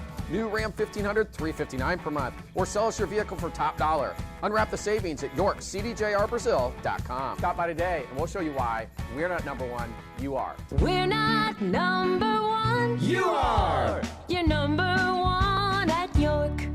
This game is presented by the Indiana Army National Guard. A 1-point lead for Bluffton. And we've seen this ebb and flow, this give and take all the way through. 2 good basketball teams going at it and effectively trying to take on the second place in the HCAC with a win today. Bluffton could pretty much solidify their second place spot. Rose-Hulman could gain what we're going to say is a really close proximity to second place. If they can win this ball game, it would really go a long way to putting them in that either second or third spot in the conference. Long way. And boy, speaking of a long way, we got a long way in this game. 10 big minutes right here for the fourth quarter. And now you got Iggy Hahn called for the foul on the low post. And that was a really nice job by Gillig to force her to do that, because that's an old style play. She really did a nice job, went hard, then immediately stopped and put her hand out, and there's nothing you can do but foul her if you're going to stay close. Backdoor cut. Stay down. Gillig will not want to shoot the ball on Iggy Hahn. She does. She wants to score, but the difference is she doesn't want to shoot right at her either. Up and a rebound to Jamie Baum. Lead pass to Black. Looking inside. That's the difference between their guards and ours. The timing from the post pass for our guards is not there, whereas Bluffton it is. Outside, Black looked at it, give it up, Baum. Looks to feed, back outside to Iggy Hahn. Move the ball. With the drive and the shot, and she'll go to the line. She'll shoot 2. You know, I was just talking about that. When you look at Gillig and Smith, when they're on offense, when they move from block to block, when they're getting position, the ball is in transit to them. With our guards, it's not like that. There's no Iggy Hahn with 2 big free throws here. But with our guards, it's not quite like that, where we get them in position, we steer them down for a beat or 2, and by that time the defense has a chance to make an adjustment. So that's the one thing, looking at this game, I need our guards to do a better job feeding that post. When the post is ready, the ball's got to be there. 3rd foul on Brianna Gillig. She picked up 2 early in the first half and sat most of the second period. With the drive, Barlow's going to get called on the foul, and going to the line will be Morgan Smith. Tough matchup for Barlow here because Smith moves so well. Same with Gillig and Barlow. I believe that's her 3rd foul. Is that right? Let me look. Yep, that's her 3rd foul. So, you know, you catch the ball around the free throw line area, 2 dribbles with your left hand, and Barlow moving her feet from that much of a distance. It's a tough cover. Excuse me. I'll tell you what, how good has Smith been today for Bluffton? Yes, just absolutely. Consistent all inside. Season long. It's like this. Coming off the bench, doing a great job. Really another starter. Black with that 1-4 high look. Crossover and go to the basket, and they're going to call the foul. If she got that crossover, she could have gone in for the layup, but she just couldn't pull it through at that point. Yeah, Kavanaugh off the bench. Sydney Kavanaugh. I don't know that we've seen her much today as she's going to the bench. Picked up that foul. Scouting report on Black is to pressure her, get up in her space. So, you know, that's where Ashley Black, as the next season comes around, she keep working on that ball handling to be a multi-dimensional scorer. Baum gives it up to Black. Step back 3. Got the shot up and in. What I tell you about that scouting report? Get up in her face. Because if you let her have space, that's what's going to happen. Ashley Black. Score is tied. 48 all. Feed down the low post. And loose ball picked up by Wilson. Push. Nola with the basketball. Looking. Had Black open for just a second. Ashley Black, she'll try to turn the corner, gives up to Wilson. Baum, go get it. Baum, go get it. Barlow with it, outside to Iggy Hahn. She's got to give it up. Inside, they're going to call the traveling violation. That's the tough one. Baum didn't touch the ball at all that possession. She's got to go. I don't care what the play is. You get below 15 seconds in that situation, break the play, go get the ball, take over. I know she's just a freshman. I'm asking for a lot. But that's what we need at this point in the season. Hey, let's go get that ball. Rowan Hine had just a minute and a half there of downtime where she could rest just a little bit. Outside kick to Fitzpatrick. Now it's to Shardo, back out. And again, Henry, steal. Black looks, look for somebody outside. They'll give it up with the drive, kick, open look. Use the backboard. She didn't. Ball's loose and picked up. And I'll tell you what, Gillig almost hit the deck there, and she didn't look good getting up. It's been a physical game both ways, hasn't it? Back outside, Gillig for 3. She got Holy another moly. one. I'm telling you what, Herb, maybe this media guide is wrong. Maybe they got the stats on the wrong person. They're going to keep feeding it inside. Iggy Hahn with the shot, can't get it, gets a rebound. They're going to call a held ball. Possession arrow goes to Rose-Hulman. Coach Shuttler's fit to be tied over there. Thought there was a potential foul in the low post. Yes. on Iggyhand. It would not have helped. She's missing free throws. She's had a hard time at the foul line. Well, Coach Sutler thought it would have been on her. I mean, she went after her miss. She got there at the same time as Bluffton did. Coach Sutler not happy. I can see it from both angles. Could have been a foul on either side or a jump ball. I mean, I don't know. Looking for the double screen. Trying to get it in. They're going to 5 seconds. That was 5 a quick second five. call. Yep. Was that a makeup call? I mean, I know we don't have makeup calls, but was that a makeup call? 51-48. Bluffton with the lead, and we're under 7 minutes left to go in the ball game. It's been a good one so far, folks. Yes. Both these teams kind of duking it out back and forth. 3-point No shot way. up and no good. This one a great Good block box out, out. Barlow. And with it, here comes the fast break opportunity. Hine has it stolen away, went off her leg. Yes. Yep, went Good off call. her leg. Great job by Gillick to slap it off of the leg of Baum. I thought she had one more pass to Iggyhand. Iggyhand going to go out, and Foltz going to come back in. But, boy, I'm telling you what, the effort by Iggyhand has been there. Just still a little raw around the basket because she's been away from basketball for so long. But as she continues to get these minutes, since we're going to have some conversation at the scoring table, but as she continues to get these minutes, then her game will be refined to get her back in the basketball shape. Possession arrow was the wrong direction. One of the officials spotted it, wanted to double check. They did. 51-48, a 3-point lead for Bluffton. How big is this possession right here for Bluffton offensively to stretch this thing out to a 2-possession game if they can? Foltz has got Gillig in the low post. Gillig trying to back her down, puts a shot up and in. What a move! Gillig is tough, man, I'm telling you. 5-point lead. Look for the kickback. Open look for Foltz. Kick out. Here's Baum. Jamie turns the corner, puts a shot up, and got it to go. Jamie Baum. Whenever you want it, Jamie, it's there whenever you want it. That's no disrespect to Bluffton. Her offensive talent is just better than their defense.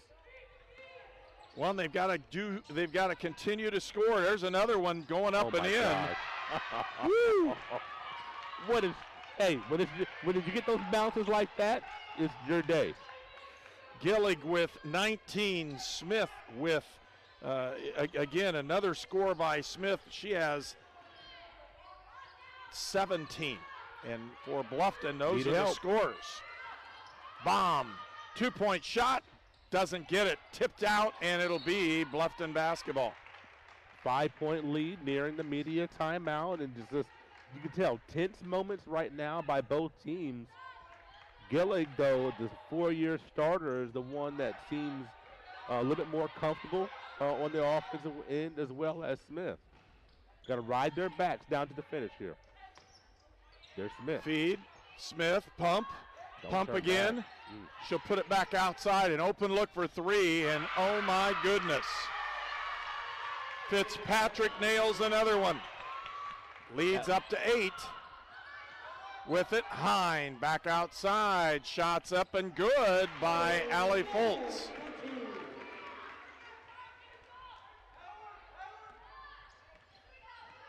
(58-52). 6-point Bluffton lead. Outside for Gillig. She'll drive. Gets the foul call. Just bad. And it's tough because Barlow with the knee issue is not able to move the way she normally can. Timeout on the floor. Bluffton leads by 6 when we return on Indiana Sports Network. At H&R Block, tax time is our favorite time of year. It's when our tax pros get to do what they love the most, help people. By getting to know you, they make sure your return gets done right. It's not just numbers, boxes, and forms. It's personal care, so you get every credit and deduction you deserve. With an average of 10 years experience, our tax pros get your taxes done right. Just one of the many ways Block has your back. This is Sue Goshen from your locally owned H&R Block in Brazil. Walk in, make an appointment, or drop off your documents, and we'll tackle your taxes while you're away. I ran out of my pain meds too quickly. I took more and more to get through my day. I did anything to get them. I needed help. I needed hope. I found them both. Professional, safe, no wait times, quality treatment. regain something lost. Call or go to winrecovery.org. This game is presented by the Indiana Army National Guard.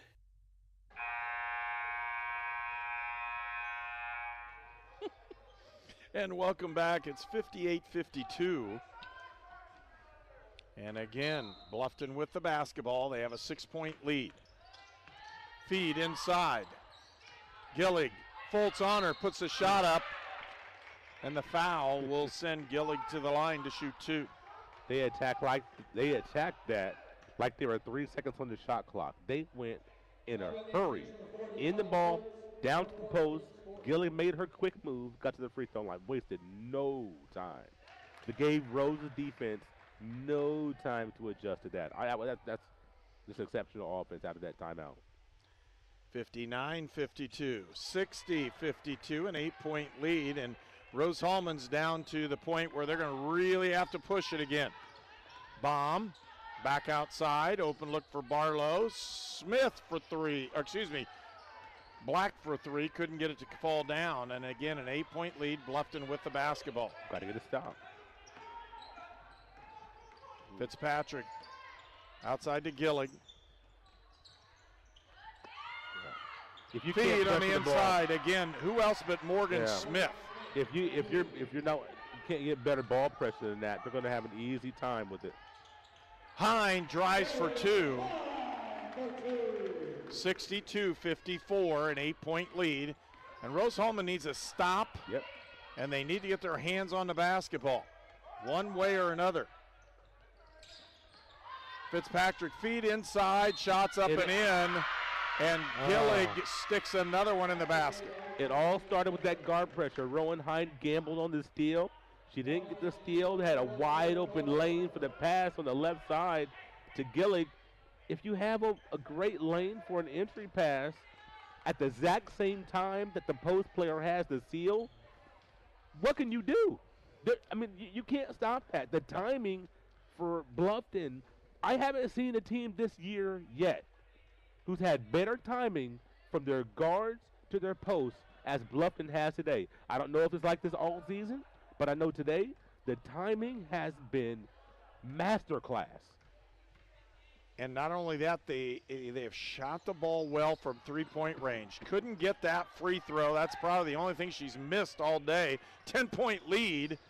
Feed inside Iggy Hahn, and she's fouled, and that's 4 on Gillig.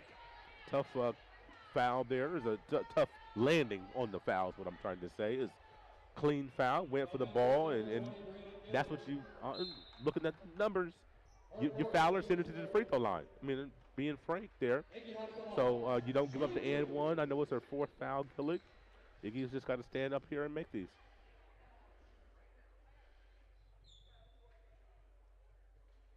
I think she's thinking too hard. It's in her head. We talked about it. Yep. Basketball, sports can be mental. I don't care if you're standing over a 5-foot putt or shooting a free throw.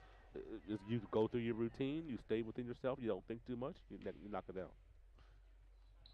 Just like she that. got the second one. It's in. Cut that lead down to 9 again. 10 points was the lead, and it was the largest of the game for Bluffton. There it is. There's got the steal. Or a swipe, I should say.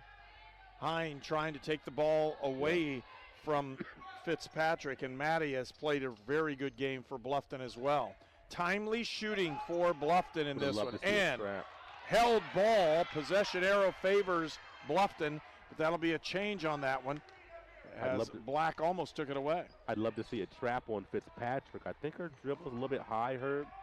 As I watch her, you want to get the ball in her hand. I'd love to try to trap her. Now this one, I don't know. I wouldn't try to trap her, but Fitzpatrick, I would. Henry, they'll feed it inside. Iggy Hahn with the basketball. On the steal. Rowan Hine drives. Good drive. Shoots and scores. Rowan Hine for 2, and it cuts the lead down to 7. Now you got to get another stop. Get up on that ball. Outside. Again, another solid drive, and guess who? 24 is Morgan Smith, and she's getting close to that number on the point total for the evening. Put it up, Ashley. Ashley Black for 3, can't get it. Iggy Hahn with the rebound, put back. Nosa Iggy Hahn Good rebounding. Got that athletic, almost picked that one. Come up the trapper. Again, another push. Closing in on that 2-minute range. 7-point lead for Bluffton. Outside for Henry. Looking at it, and they're going to call the foul on Rowan-Hein. Good call there is Rowan stick her hand in there trying to get a little strip. And that's what you have to do right now. You have to be a little bit aggressive. Try to get some steals. Down 7 points, just a little bit over 2 to go. You put yourself in that situation where you have to play that kind of ball. And Henry misses the first one. Peyton Henry, a junior guard from Lipsick, Ohio. 2:14 left to go in the ball game. She gets the second one. It's an 8-point lead. Rowan-Hein looks outside. She'll take the shot. Top of the key, can't get it. Rebound to Burnham. Rose with the board. They'll give it back up with the drive. Kick on the baseline. Loose ball, held possession arrow. That'll favor Rose-Hulman. That's the only thing they got good out of that possession. Yeah. 67-59, 1:53 left to go. Timeout's been called. We'll take one as well. You're watching Rose-Hulman basketball on Indiana Sports Network.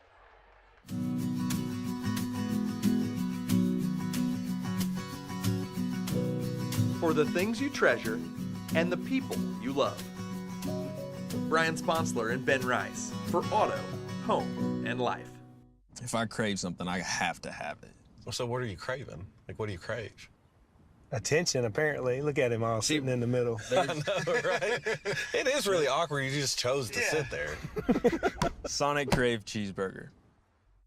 It could be anyone. The star student, the all-state athlete. I never thought it could happen to me, that I could lose everything.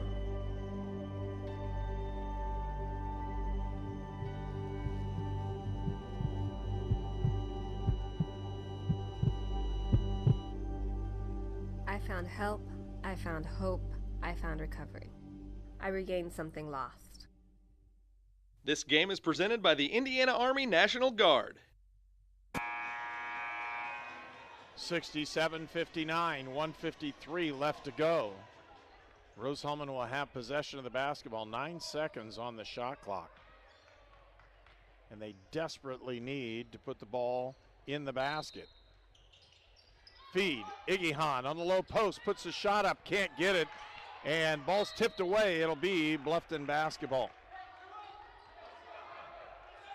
Pressure going to be applied, and Gillig comes back into the ball game. A little bit of that offensive, defensive substitution. Yeah, you have to do this. This is a tough matchup as well. Rose Burnham has drawn Gillig one-on-one, and here she comes. Feed down, almost stolen away.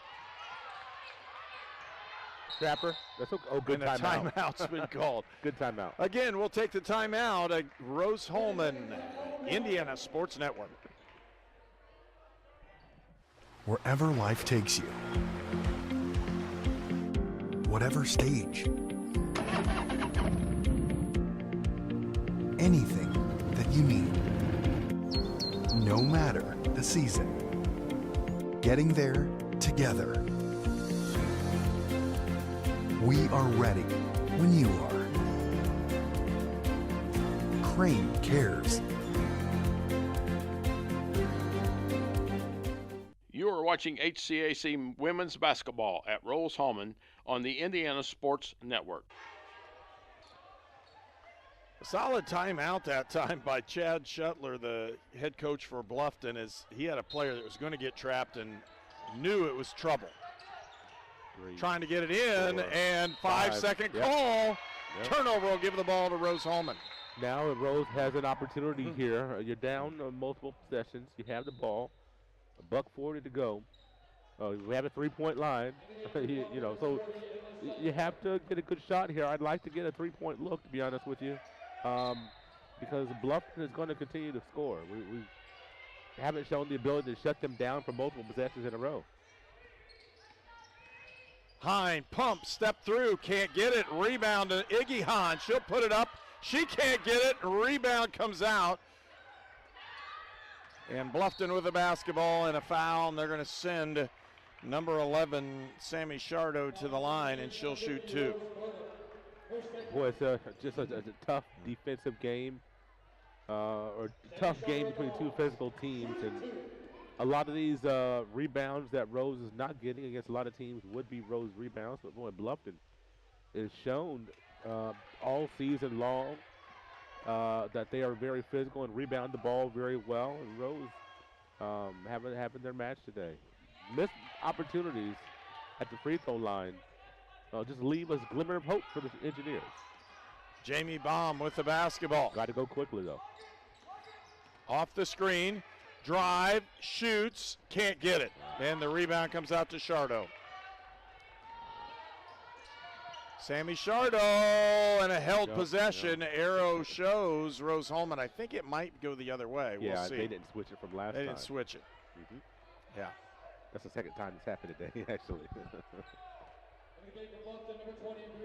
And Gillick will come back in.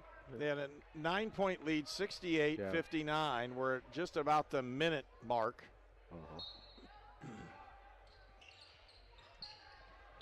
You got to hope for 2 missed free throws. Oh. Shardo thought better of it, pulls it out, tries. Clock is the friend of Bluffton, and they'll run just a little bit of it.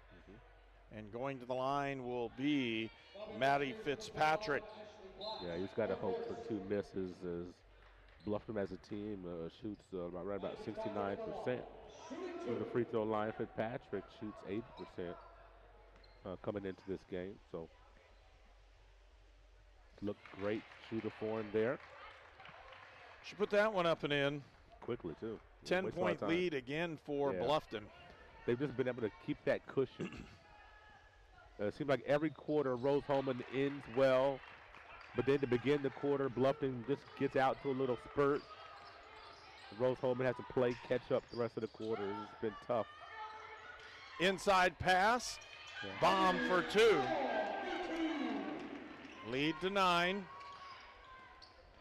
Fast break opportunities for Bluffton if they're going to push it. In this case, they are fouled in the backcourt, and they'll go to the line.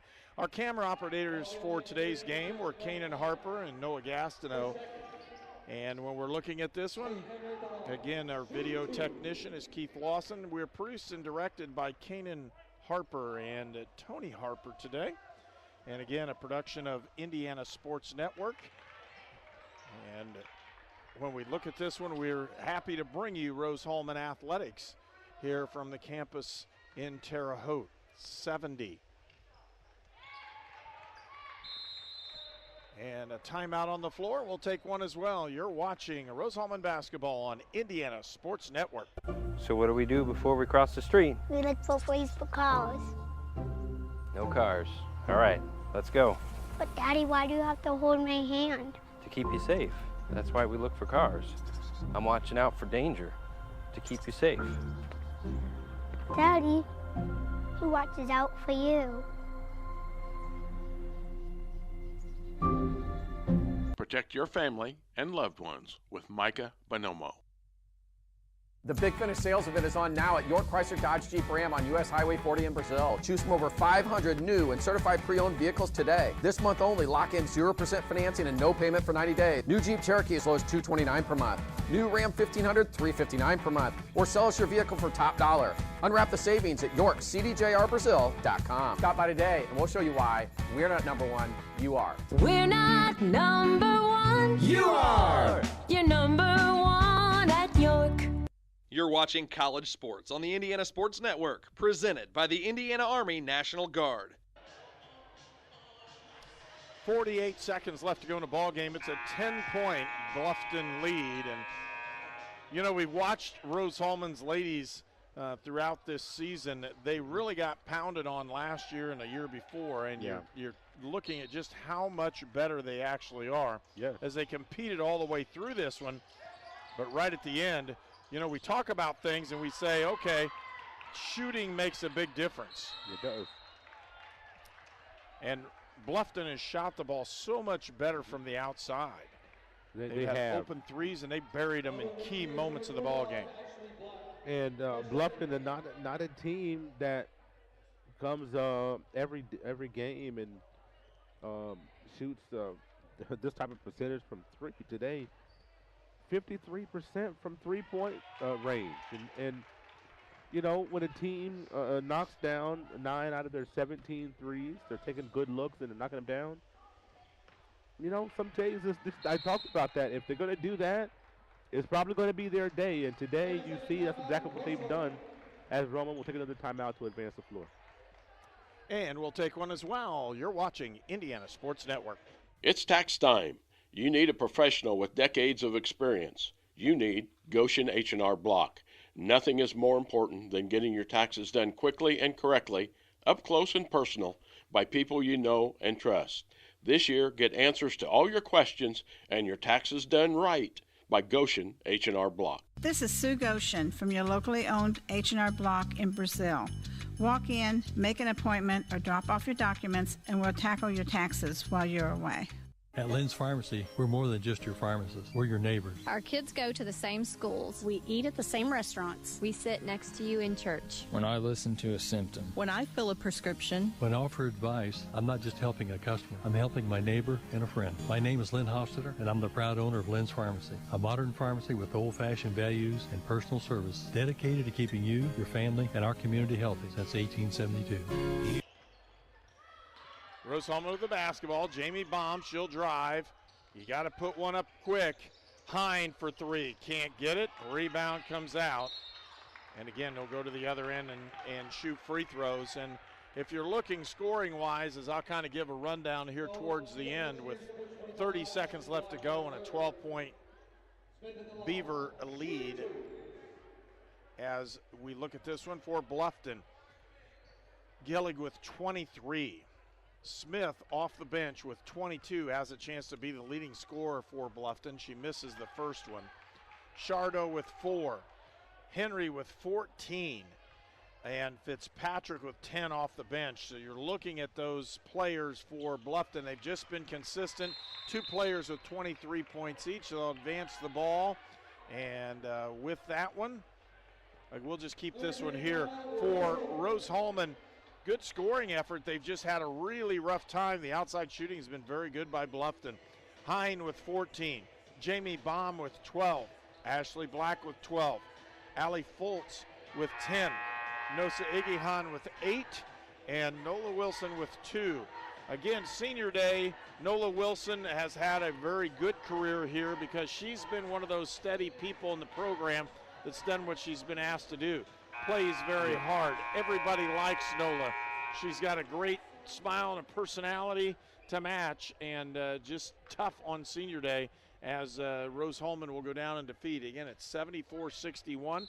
Rose-Hulman still has a chance to be third place in the conference, and doing that will be basically the same as playing out of the second place spot. Ball's tipped out of bounds. And again, 22 seconds to go in the ball game. Just one opportunity, you know, and put yourself in that opportunity is out of bounds, not able to get that one. Rose probably won't foul. Probably let the game wind down as Bluffton won't shoot this. But what a big win for Bluffton coming to Terre Haute. The only time these two teams play to get a win here on the road at the Hulbert Arena.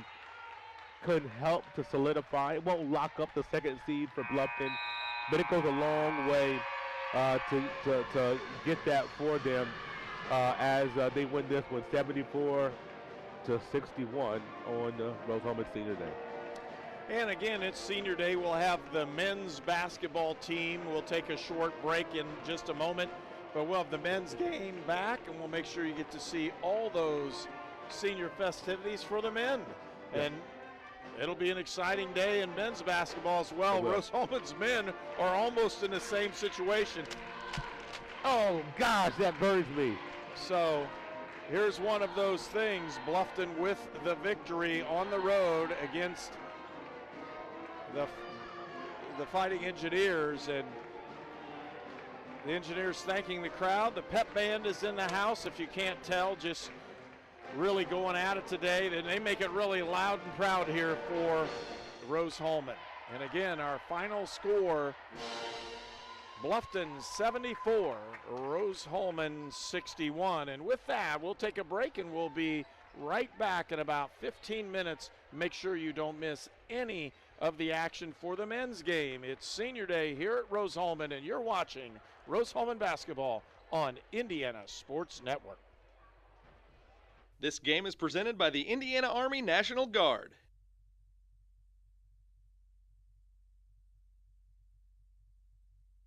This program is a copyrighted production of Indiana Sports Network and cannot be shown, reproduced, or redistributed in any way or in any form without prior written permission from Indiana Sports Network.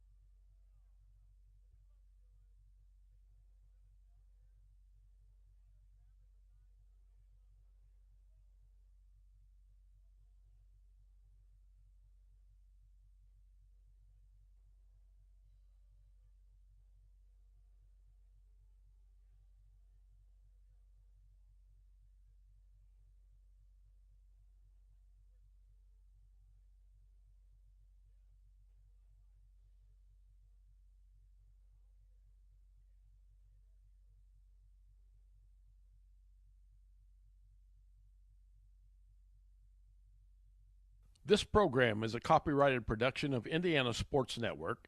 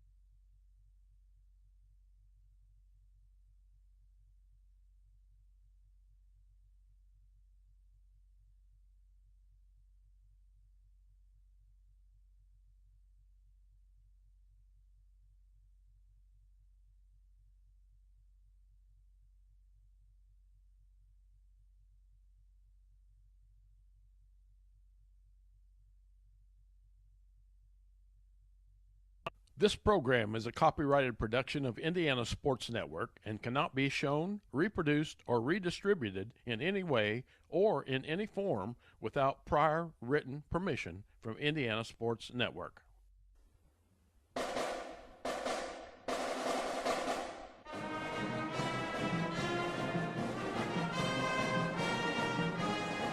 Welcome to Rose-Hulman Institute of Technology, the U.S. News & World Report's #1 engineering school in the United States that offers a master's as its highest degree for 18 consecutive years. Rose-Hulman, where you come to find yourself. Find yourself through personal growth, through personal development, through study, research, and invention. Rose-Hulman, your home for academic and athletic excellence.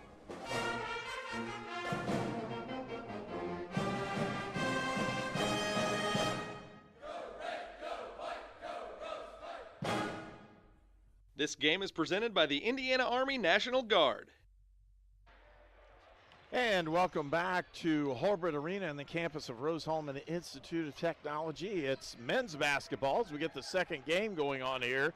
The ladies lost to Bluffton 74-61, and the men are in a kind of a shutdown mode. They've had 3 games that they've lost in close fashion, and this is a huge game for them as well. They're currently third place with only a 6-6 record, but it's because of the teams they've defeated in the process. This game will add to that win total. It not help them that much in the power rankings because, again, Bluffton, it comes in at 1-9 in the conference and 5-13 overall. Hello, everyone. I'm Herb King. Walter Gordon is my partner for this afternoon's ball game, and as we get ready for this one, the men desperately need a win. They do. Can't slip up in today's basketball game. Can I say slip up because on paper, which we don't play this game on paper, this is a game that you should win. You look at Bluffton being down the standings, kind of down on their luck this season, only 1 win in conference play. Rose-Hulman, this is a game that you at home on Senior Day have to find a way to win. You've had a couple of close losses as of late, and you're kind of slipping down the standings in the loss column. Good conference, as we talked about all season long, is wide open. You have teams with great parity, top to bottom, the men's side especially this year, where even in the conference tournament, that 1-8 matchup could be very perilous. We saw just last week at Anderson what is capable as Hanover got smacked in the mouth by 20 points at Anderson in front of a raucous crowd. Anderson just put the hammer down on them. And so that just lets you know we thought Hanover was almost untouchable, playing great basketball, then boom! Anderson smacked them. So you see what can happen. Parity all across this league. So today, to bring it back full circle, this is a game where Rose-Hulman has got to be laser focused on these Bluffton Beavers and not let them hang around for the totality of this game. Well, and with that opportunity, Bluffton comes in again. They've won several ball games this year. It's not like they've lost every game. Right. They're 1-9 in conference. They've played some close games at certain points. They just haven't been able to close the deal. They're 5-13 overall. So even outside the conference schedule, they're 4-4 outside the conference. So they've had some chances where they've won some ball games. It just hasn't gone their way in the conference. And they want to try to get out early and often and see if they can get a lead and try to build on that. For Rose-Hulman, they're going to be the ones that really have a little bit of pressure on them as the Fighting Engineers desperately need this ball game.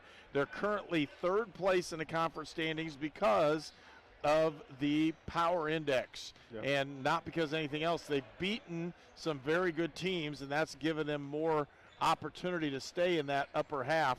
If they can stay in that third or second spot, that's definitely where they want to be. Host an opening round with a chance to play into a championship game if they can. So for Bluffton, this is a big ball game. It is. We talked about Bluffton and being in close games their last 2 conference games. Down the stretch, at the 4-minute mark, it was 1 or 2 possessions. They had opportunities, just couldn't close the deal. Playing some tough games when you're looking at playing against Transylvania on the road and then at home against Mountain St. Joe's. Both of those games identical scores, 59-64, 5-point losses in both of those games. I watched both of those games. They were in both of those games. Those were not, games where they had to fight back as a furious comeback from 20 points at the end. They were nip and tuck all the way in both of those games for the most part. And so, start a little slow, then you find your footing, play good basketball, you have a premier scorer, you find yourself in close games, just not able to get that one crucial stop in either one of those games to try to tie the score and really put pressure on the opposition. I just don't want Rose to be in that situation today where they've got a one possession lead in the last 2 minutes, because Bluffton has been that exact spot over the last couple of games. And so give them a third chance, they might find a way to put it together. I'm being honest with you. I want Bluffton to do well. I don't want that today, though. And we're here. It's Senior Day. We've got a couple seniors. We'll talk about those when we return. It's our pregame, sponsored by the Indiana Army National Guard. And we'll be back in just a moment with senior activities here from Rose-Hulman. In Searcy, Arkansas, a young man says I love you for the first time, but his girlfriend doesn't quite hear. In Franklin, Tennessee, a boy encounters his first pickle. And in Kyle, Texas, after a mission for tots, cousins realize they're a long way from Kyle, Texas. One day, many people, millions of orders. This is Howie Sonic. Gen Z is a stalled generation. The news says Gen Z is struggling. I've got news for them. I wait tables, but last week I built a field hospital. I put out a forest fire. I stopped 1,000 attackers. And a natural disaster. I've saved lives. And led a team on patrol. I serve. Well, I go to school full-time. While I work full-time. The greater the challenge, the stronger we become. Wherever life takes you, whatever stage, anything that you need, no matter the season, getting there together. We are ready when you are. Crane cares. I need a Mocha Crunch Blast, please. You got it. I'm on the Mocha Crunch. We're gonna need more espresso chunks. Order up. Sonic Mocha Crunch Blast. If I crave something, I have to have it. Well, so what are you craving? Like, what do you crave? Attention, apparently. Look at him all sitting in the middle. I know, right? It is really awkward. You just chose to sit there. Sonic Crave Cheeseburger. This game is presented by the Indiana Army National Guard. Welcome back to Terre Haute, Indiana, and the campus of Rose-Hulman Institute of Technology. It's Bluffton University taking on Rose-Hulman, two seniors for today, and the ball game, one of them being Samvit Ram. And Samvit has really done a nice job in playing his senior season. Got a chance to start. He's been starting most of the ball games, very consistent in what he does, and defensively plays very well in what's happened. And he's had his opportunities this year to play good basketball. He stands at 6'3", and a very long, rangy wing player from Buffalo Grove, Illinois, and that's a player that I really like here at Rose-Hulman. You like all the players, but man, what is his skill set, what he brings to the table for Rose-Hulman, even as a freshman, getting on the court, playing in spot minutes, making an impact on the floor, especially defensively as a freshman. Samvit is a guy that we were hoping that would take a step offensively this season. Quite frankly, it hasn't happened for him, but that's okay. Sometimes shots just don't go down, but the one thing that he has done is continue to play defense, and that's what Rusty Lloyd's team needs, is players to continue to play defense. He's been a leader in that regard. In the days where he has scored well, he's really helped this team. But this is a guy that on any game, he can give you 15, 20 points, and has had a career high in 17 points earlier this season. So he's a young man that can do it. It's just unfortunate for him this season. It hasn't turned out offensively the way that we all envisioned. For something you draw it up, okay, here's how it's going to be this season. Sometimes it doesn't turn out that way, but nonetheless, what a great career, great person to honor here on Senior Day.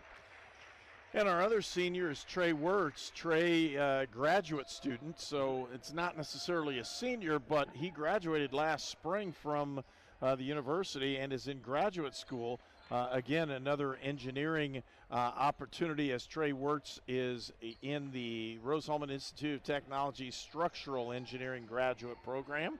And for him having the opportunity to play because of COVID and the shortened things, he said, sure, I'll come back and play. And again, another leader that they need both on and off the floor. And Trey, I'm going to tell you, talk about off the floor. Trey is a very, very likable person. And I love talking to Trey and times that I have. Big, infectious smile. He was a great family. So I got to talk to his grandpa here today. Met him for the first time here today before this contest. So, I mean, when you have, kind of a personal affection for a person, it really adds a dimension. But Trey on the floor has done a lot for this team. And this is a guy, big, wide body, has a good feet, good hands, sees the floor very well. Doesn't score, double digits every game, but definitely can. Has done that on multiple occasions, 20 rebounds a couple of seasons ago. So this is a guy that can get it done on the boards as well. And, when given this opportunity, he said, hey, like you said, come back for this season, play another year, get some more of my education here at Rose-Hulman in the process. And Trey Wirtz has just been fantastic for Rusty Lloyd over these 5 years. And when you look at helping to solidify that front court, you have 2 freshman bigs, actually 3. One of them we haven't seen, which in time I think is going to be tremendous. But 2 freshman bigs that we have seen in McGowan and Blair that are both 6'9", 6'8" players, helping to show them the way and lead the way to help solidify that front court. Trey Wirtz has been just a great addition to this program and has been a stalwart in his time here at Rose-Hulman. Well, it is Senior Day here at Rose-Hulman, and we already had the women celebrate their only senior in Nola Wilson. The men have 2 seniors. We'll get a chance to see those guys as we prepare for this. And we'll pause, take a very short break. We'll be right back with the senior festivities. You're watching Rose-Hulman basketball on Indiana Sports Network. I need a Mocha Crunch Blast, please. You got it. I'm on the Mocha Fudge. We're gonna need more espresso chunks. Order up. Sonic Mocha Crunch Blast. So what do we do before we cross the street? We look both ways for cars. No cars. All right, let's go. But Daddy, why do you have to hold my hand? To keep you safe. That's why we look for cars. I'm watching out for danger to keep you safe. Daddy, who watches out for you? Protect your family and loved ones with Micah Bonomo. It's tax time. You need a professional with decades of experience. You need Goshen H&R Block. Nothing is more important than getting your taxes done quickly and correctly, up close and personal, by people you know and trust. This year, get answers to all your questions and your taxes done right by Goshen H&R Block. This is Sue Goshen from your locally owned H&R Block in Brazil. Walk in, make an appointment, or drop off your documents, and we'll tackle your taxes while you're away. Welcome to Sonic. May I take your order? 1 crave cheeseburger. I'm on it. Crave cheeseburger, almost ready. On my way. Someone pass me the crepe sauce. Almost ready on the burger. 1 Sonic crepe cheeseburger.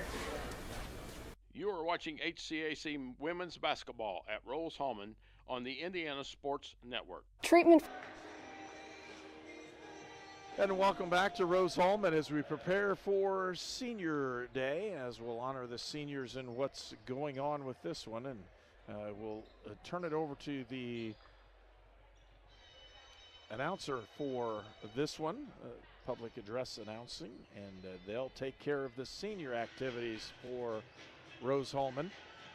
And you can see the bench is pretty full today. They've got everybody ready to dress. That's, again, another rarity for Rose-Hulman. They just haven't had a chance to do that. So trying to find that group together is going to be different. One senior and one graduate student prior to their final regular season weekend home game. But first, let's take a moment to acknowledge the Bluffton men's basketball seniors on their outstanding basketball careers. The Bluffton seniors are number 4, Jameel Cosby, and number 30, Chad Frey.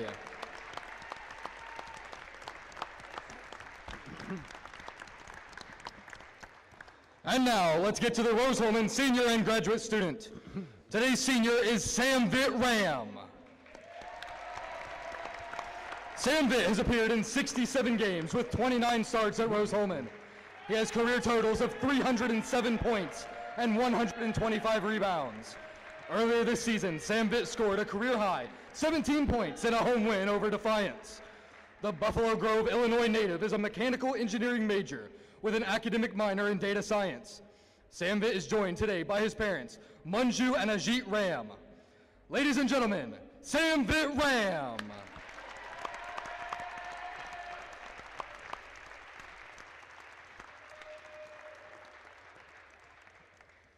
Today's graduate student is Trey Wirtz. Trey has 65 career appearances and 22 starts at Rose-Hulman.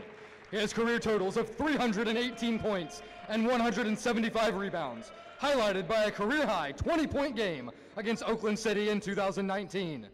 The Cold Spring, Kentucky native earned a bachelor's degree in civil engineering last May and is currently in the Rose-Hulman Structural Engineering graduate program. Trey is joined today by his parents, JJ and Pam Wirtz, his sisters, Tori and Lucy, and his girlfriend, Karen Foles.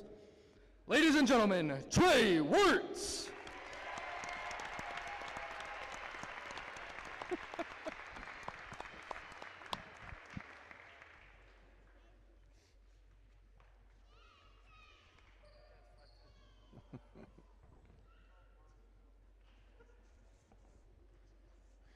She doesn't. Fans, at this time, we ask for your attention at center court for a special presentation.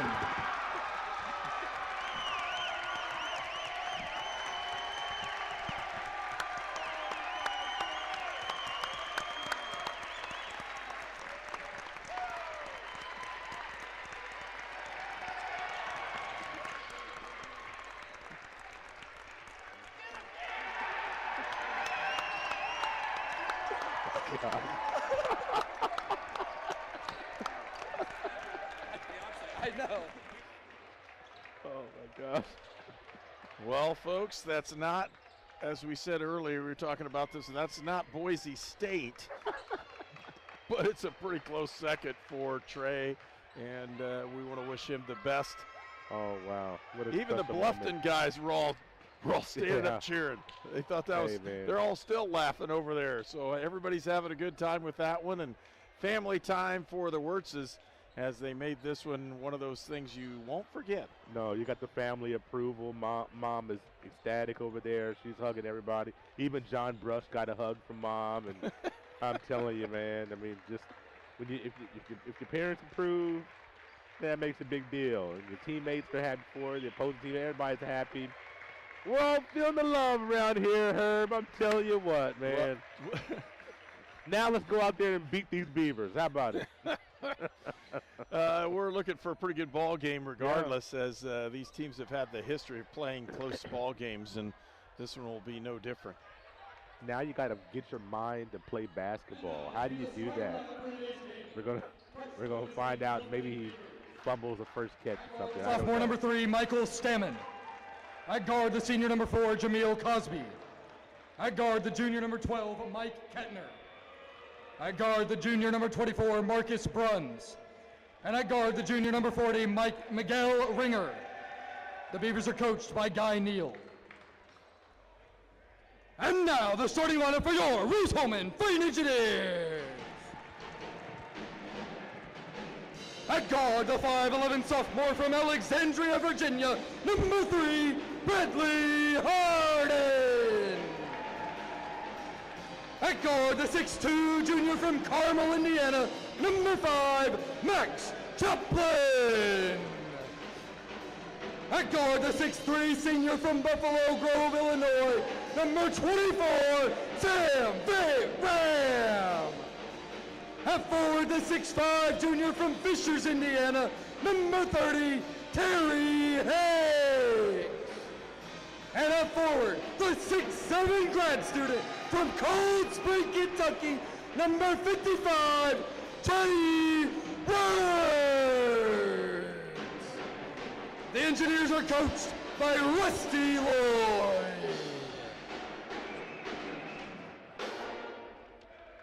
And I'll tell you what, it's been fun because I know, and I'm going to have to get the guy's name that does the announcing because he's having such a good time. I was going to say the same thing. He really enjoys himself. Bluffton comes out with, again, Jameel Cosby is the guy you're going to hear all the time, averaging over 19 a game, and he's a legit player. 4-year starter for Bluffton. Boy, I tell you, something about these 4-year starters for Bluffton. Yeah. And he, for his career, another one of these guys has been double-digit scorers every game, every season. Has gotten better and better every season. And Cosby just does it all. I literally does it all. Leads the team in every offensive statistical category. Does everything for this team. Boy, what a tough customer. Well, it's an anomaly for Bluffton to have this losing situation for this year, as they can usually they're very competitive in what goes on within the conference. Guy Neal has been in his 33rd year, and if you look at Guy, he's just he's one of those people that in the conference has been a long tenured basketball coach and really done Bluffton proud in what he's done. And for him to have a losing record is kind of different for the Beavers. They're trying to get Wirtz into that low post. They've got him posted up. Harden looking inside. He'll cross it up. Chaplin for 3 at the top of the key. Can't get it. Rebound to Hicks. There's a different Ram for 3. Sam beat Ram for 3 points. And that's where you want to start off the game. The senior getting a great shot there to knock it in for 3. Get Rose-Hulman off to a good start offensively. Man defense for Rose-Hulman again, challenging Ringer to shoot the ball. Back outside, 2-point shot is up, and he's calling bank on that one as Marcus Bruns scores, and it's 3-2. Bradley Harden getting the start today. And it's nice to see Samvit with that first shot going in. Harden with the drive, kick out. Ram thought about it. They'll pull it out to Chaplin. Hicks. Where's the cutter? Back down Ringer, back outside. It's Chaplin for 3, and 2 straight 3-point shots for Rose-Hulman. They desperately need to get a little bit of mojo going today. Yeah, I think it's just a 3-point shot for this team. Just hasn't been going down as of late, it seems. And if you knock down a few of these early, it'd be a good sign. 3-point shot out to the outside and missed this time by Bruns, and Harden with the rebound and advances the ball. Ram with the potential layup. Oh, wow. Doesn't get anything that way, and the rebound comes out to the Beavers. Outside is Kettner. And again, Bruns that shot the ball the last 2 times down the floor. They're trying to get the ball to Cosby. Don't blame him. Yeah, Ram's doing a great job on him so far. And he can get the ball whenever he wants to. So it's a tough customer. Can go left or right. They'll get plenty of shots up. Pull up and a nice shot that time by Stammen. Yeah, Michael Stammen. Stammen did a great job to create space. Got into the body of the defender. Pushing back just a little bit. And great separation for that shot. Harden with the drive, left it short. Rebound comes out to Bluffton, and again, hands on the ball for Bruns. Advanced up the floor, and a good look, Kettner. Outside to Ringer. Feed Kettner on the low post. Boy, Rose-Hulman has been scouting. I can tell they've been scouting Bluffton very well. The assistant coaches have done the job here. Cosby, he gets fouled. He'll go to the line. Basket counts. It's a tie score. And again, Jameel Cosby at the line to shoot one and try to take the lead. Where you can stop on a dime like that, absorb the contact with this, thick frame, and then go straight up. It's just tough. You can stop like that. Just that athletic. And 3 points on the board for Jameel Cosby. And then you'll see a little token pressure, a little 2-2-1 maybe.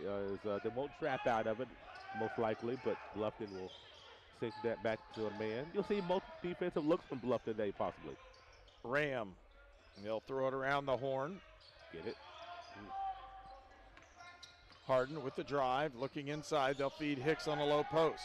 No spacing Hicks, in there. double teamed, almost picked it up.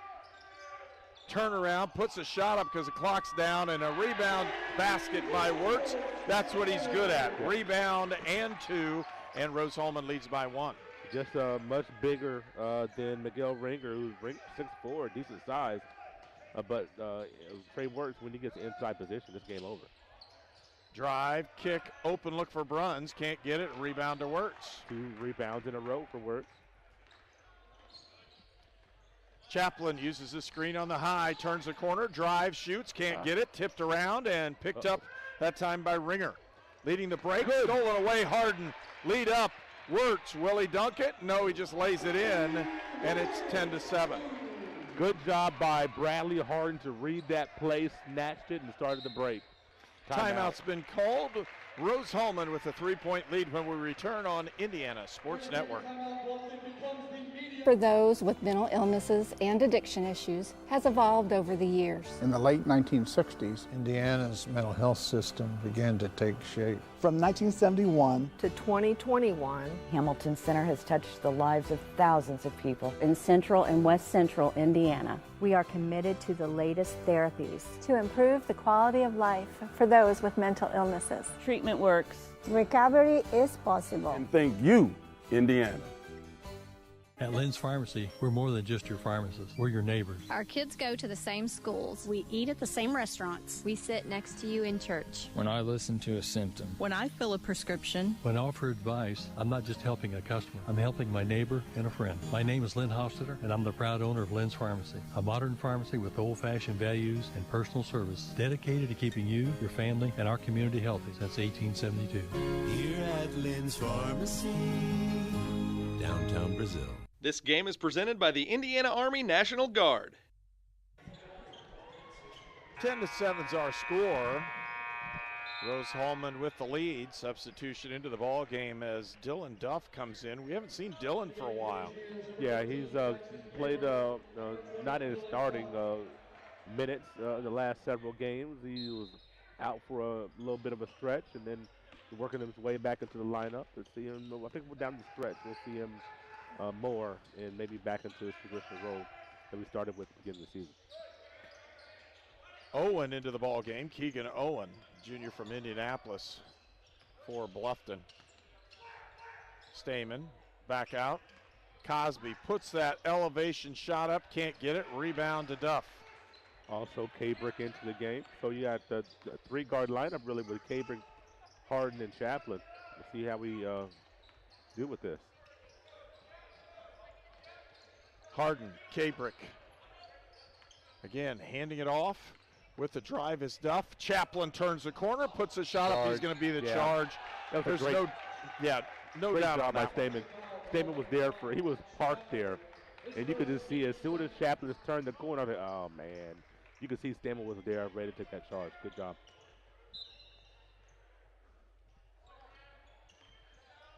And Stamen will run the offense for the Beavers. 10-7's our score. Just under 15 minutes left to go in the first half. Oh, get out of there. Almost traveled with that one. Could have been a foul, too. Had 2 hands in there. Good Stamen screen. off the high screen. Ringer now, that's Clemens into the ball game. Nice. There's the nice elevation and 2 points by Jameel Cosby. Trey Clemens, a sophomore from Mainville, Ohio, had a couple of really good screens. And gets that block. Well, it's going to be a foul first before the block. A foul on Marcus Bruns. But Stamen did a great job. You look at some interchangeable parts, Ringer and Stamen. It looks like, because I'm kind of watching them, and then you see, Ringer and Clemens, 40 and 50. Kind of interchange here. So Duff with the free throw line for the first time. I want to thank our sponsors for this afternoon's ball game: Crane Credit Union, Goshen H&R Block, the Hamilton Center, Indiana Army National Guard, and Indiana Farm Bureau Insurance, and their local agent, Micah Bonomo. 2 shots by Duff go in, and it's 12-9.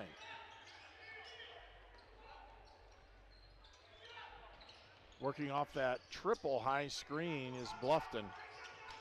Feeding down that low post. Cosby is the guy they're trying to get the ball to in number 4, and he has touched the ball a couple times. Each time he's touched it, he's scored. Cabrick trying to play defense on him, and they're going to call the defensive foul. Tough right there because Cabrick had to shut down his airspace. And on the swing through, Cabrick got called for the body. I don't know. It looked like the shoulder hit him square in the sternum. That's what Coach Rusty Lloyd is talking about. Like, what could he do different? Right. He gave him the one step. Again, Cosby trying to work on Cabrick. Screen. Good defense that time as Hicks helped out on the screen. Stamen drops that shot down, and a really nice job by Michael Stamen. Stamen is a young man that is going to have open opportunities today as they double Cosby.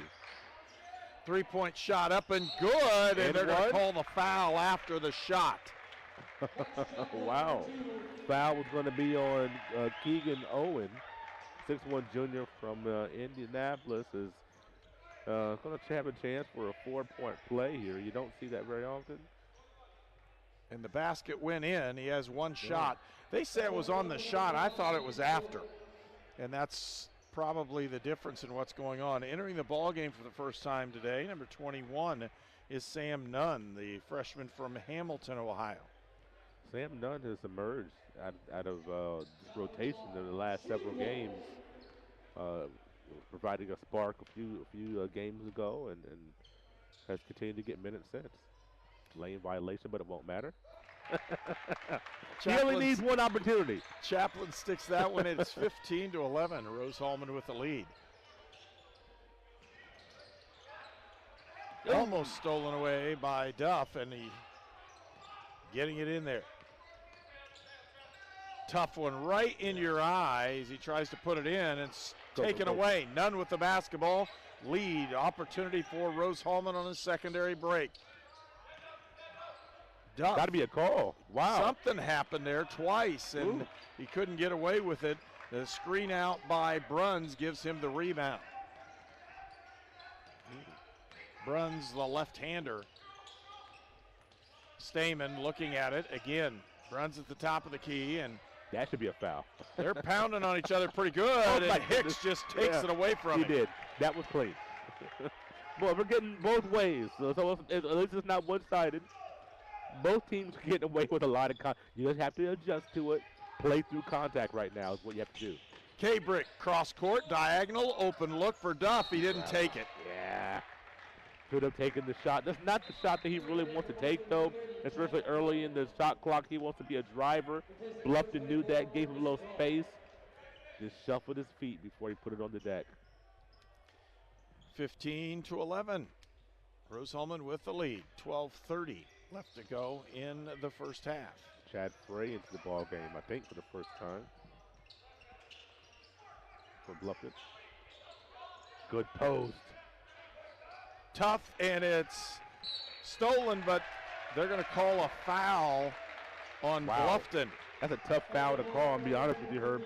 Trey Clemens did a great job getting post position. Duff, with the double team down low, did a great job as well. You know, ball was on the deck, both guys going for it. I didn't see a whole lot of a call there, but it's a tough one. Either way, it's a tough one. And I like the effort. Talked to Chad Fry before the ball game. A couple of those guys were standing around, and boy, that would have been dangerous.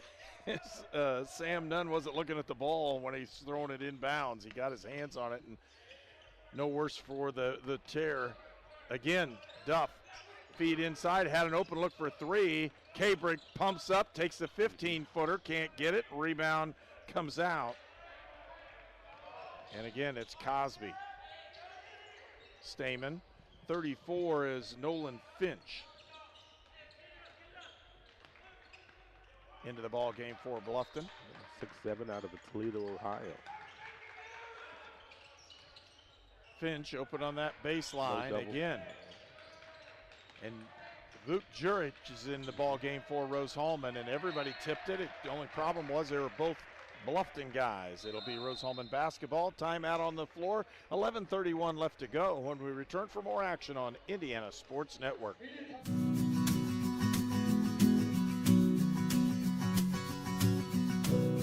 For the things you treasure and the people you love. Brian Sponsler and Ben Rice for Auto, Home, and Life.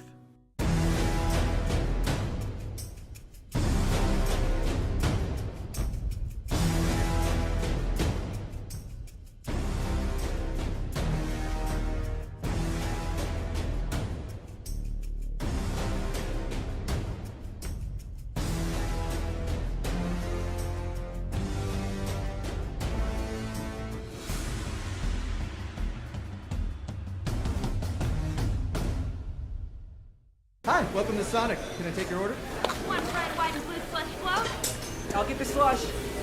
I'm on ice cream and strawberries. Order up. Sonic red, white, and blue slush float. You're watching College Sports on the Indiana Sports Network, presented by the Indiana Army National Guard. 11:31 left to go in the first half. 15-11. Rose-Hulman with a 4-point lead. Another substitution as Damian Davis, a sophomore from Bexley, Ohio, into the ball game for Bluffton. Both of these teams have 10 players who average 10 minutes or more. So we're going to see lots of bodies here in this game today. Duff trying to cross over with the drive. Floater down the lane. Can't get it. Rebound. Vuk Jurek had a shot at it and tipped it around, just couldn't hold it down. Well, Duff usually knocks that shot down. It was a good look. Trying to run Cosby off of those screens and is not able to do as much as they'd like. Outside shot, open look, three-pointer, can't bring it down, but Terry Hicks does for Rose-Hulman. If Bluffton keeps running that offense, they're going to get good looks. They've got to stay patient and stay with it. They have so good, their movement is so good that they're going to get good looks. It's a matter of time. Sam Nunn trying to use the screen, does, kicks it back out. Kabrick. Late shot clock, 8-7. Nice pass in the corner, open for three is Duff. He can't nail it. Ball's tipped down. It'll be Bluffton basketball. When you look on the floor right now, Rose-Hulman doesn't have any what you would call true shooters. When you look at who we would look at right now. So Duff in the corner, it's a good shot. Late in the shot clock, you got to put it up. Just couldn't not drain that big corner three. Again, shot up and no good. Rebound, Jurek. And this is a game for Vuk could get down on that low block and really cause some problems for somebody. The one big thing you watch, you look at the roster for. Now, there it is. And he missed the shot. Hicks with the board, and he'll go to the line. Bluffton doesn't have the height that a lot of the teams do in a conference. They got guard play. They can play pretty well. They're just solid in fundamentals, but you really got to have an inside presence, and right now that's one thing the Beavers miss. They do, and when you look at a couple of guys that are on the bench right now, Ringer and also Clemens, those guys move very well, and they have decent size, but they are both 6'3", 6'4", as opposed to maybe 6'5", 6'6". If they had a couple more inches, those guys would be really effective for Bluffton. And into the ball game again, 42 for Rose-Hulman, and that's Miles McGowan. There's one of the freshmen you talked about earlier from Indianapolis, and Miles has played some quality minutes for Rose-Hulman this year. Watched that kid play in high school for a number of years. Boy, he just needs, once he gets his opportunity, you're going to watch out. Davis trying to get the ball. They get it to Cosby. That's who they want to have scoring the basketball.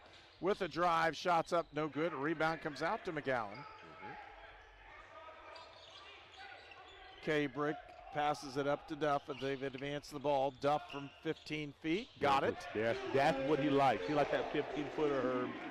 He's more of a mid-range guy. 19 to 11, Rose-Hulman with the lead. Damian trying to work on Nunn, and he just dribbles it out of bounds. Yeah, just nothing doing right there. Is a Nunn in good defensive position, forcing baseline, and just an unfortunate turnover for Bluffton. That's turnover number 4. Rose-Hulman, see if they can make this a double-digit lead now.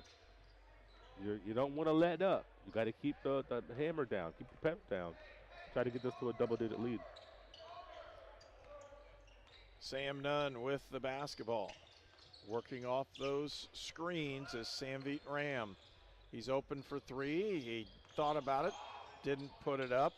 Ball outside to Duff. Duff with a drive. Pull up, puts a shot up. Vuk Jurek with the rebound. Shot up and good. And that's where Vuk is going to have his game, is inside today. Just too strong, too big, too strong for the lineup that's on the floor for Bluffton. Cosby trying to go one-on-one with Ram, stolen away by Duff. Duff, 2-on-1 break, feed up to Ram. He'll lay it up and in, and it's 23 to 11. Yeah.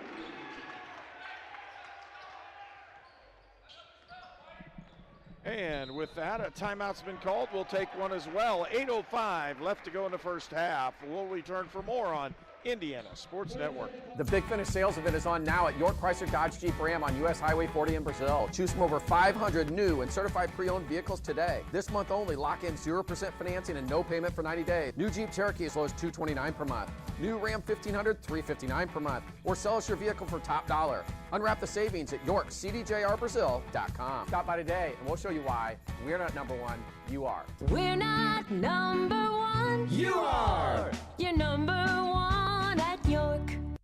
Hey, this is Todd Hine with LaborLink. The federal unemployment benefits have ended. However, there has never been a better job market in history. This puts you in an incredible position. Go to GoLaborLink.com and apply now. We have many jobs available, but they will fill up fast due to demand. Hey, take advantage of the job market and start work right away with LaborLink.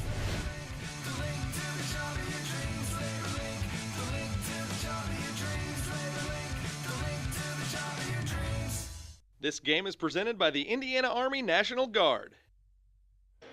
And we want to thank our sponsors for this afternoon's ball game: Crane Credit Union, Goshen H&R Block, the Hamilton Center, Indiana Army National Guard, Indiana Farm Bureau Insurance and their agent Micah Bonomo, Lynn's Pharmacy, Mossy Oak Properties, Sonic Drive-In, Sponsler Insurance, Union Health, and York Automotive. 11 players have played for Bluffton. Make it 12 with Rose entering the ball game. That's Ryan Rose, a junior from Tip City. With the drive, and he just lays that one in, is Miguel Ringer. 23-13, a 10-point Rose-Hulman lead. It's been as high as 12. Wirtz looking for it. Outside is Nunn for 3. Can't get it to go, and a rebound comes out to Cosby.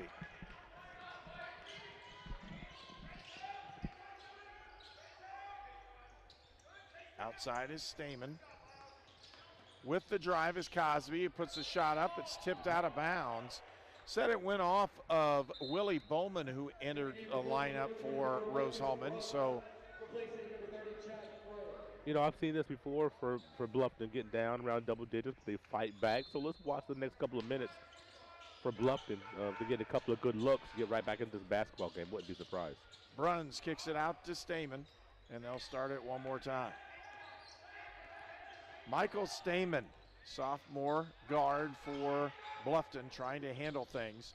Bruns takes a shot up, can't get it. Rebound comes out to Rose-Hulman, and an official time as Sam Beat had a little injury there. Come down a little gimpy. Yeah. Going over straight over to the trainer. Yep, went over, and they're checking him out, and it looks like he'll be all right. Yeah, but yeah. He got beat up pretty good there on that screen that he had earlier in that possession. Bradley Harden, who's got a lot of playing time here in the last few weeks, just defensively plays very hard, gives him a chance to play.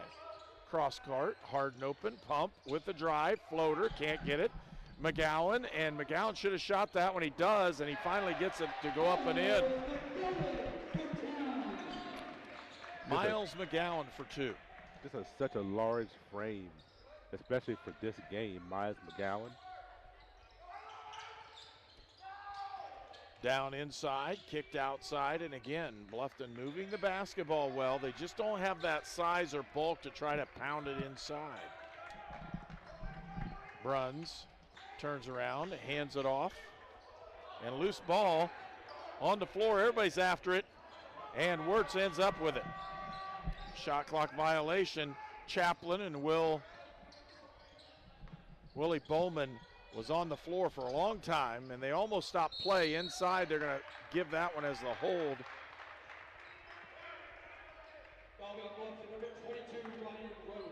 So, foul is now number 22, Ryan Rose. Rose-Hulman with the basketball under their own basket. 5:50 left to go here in the first half. McGowan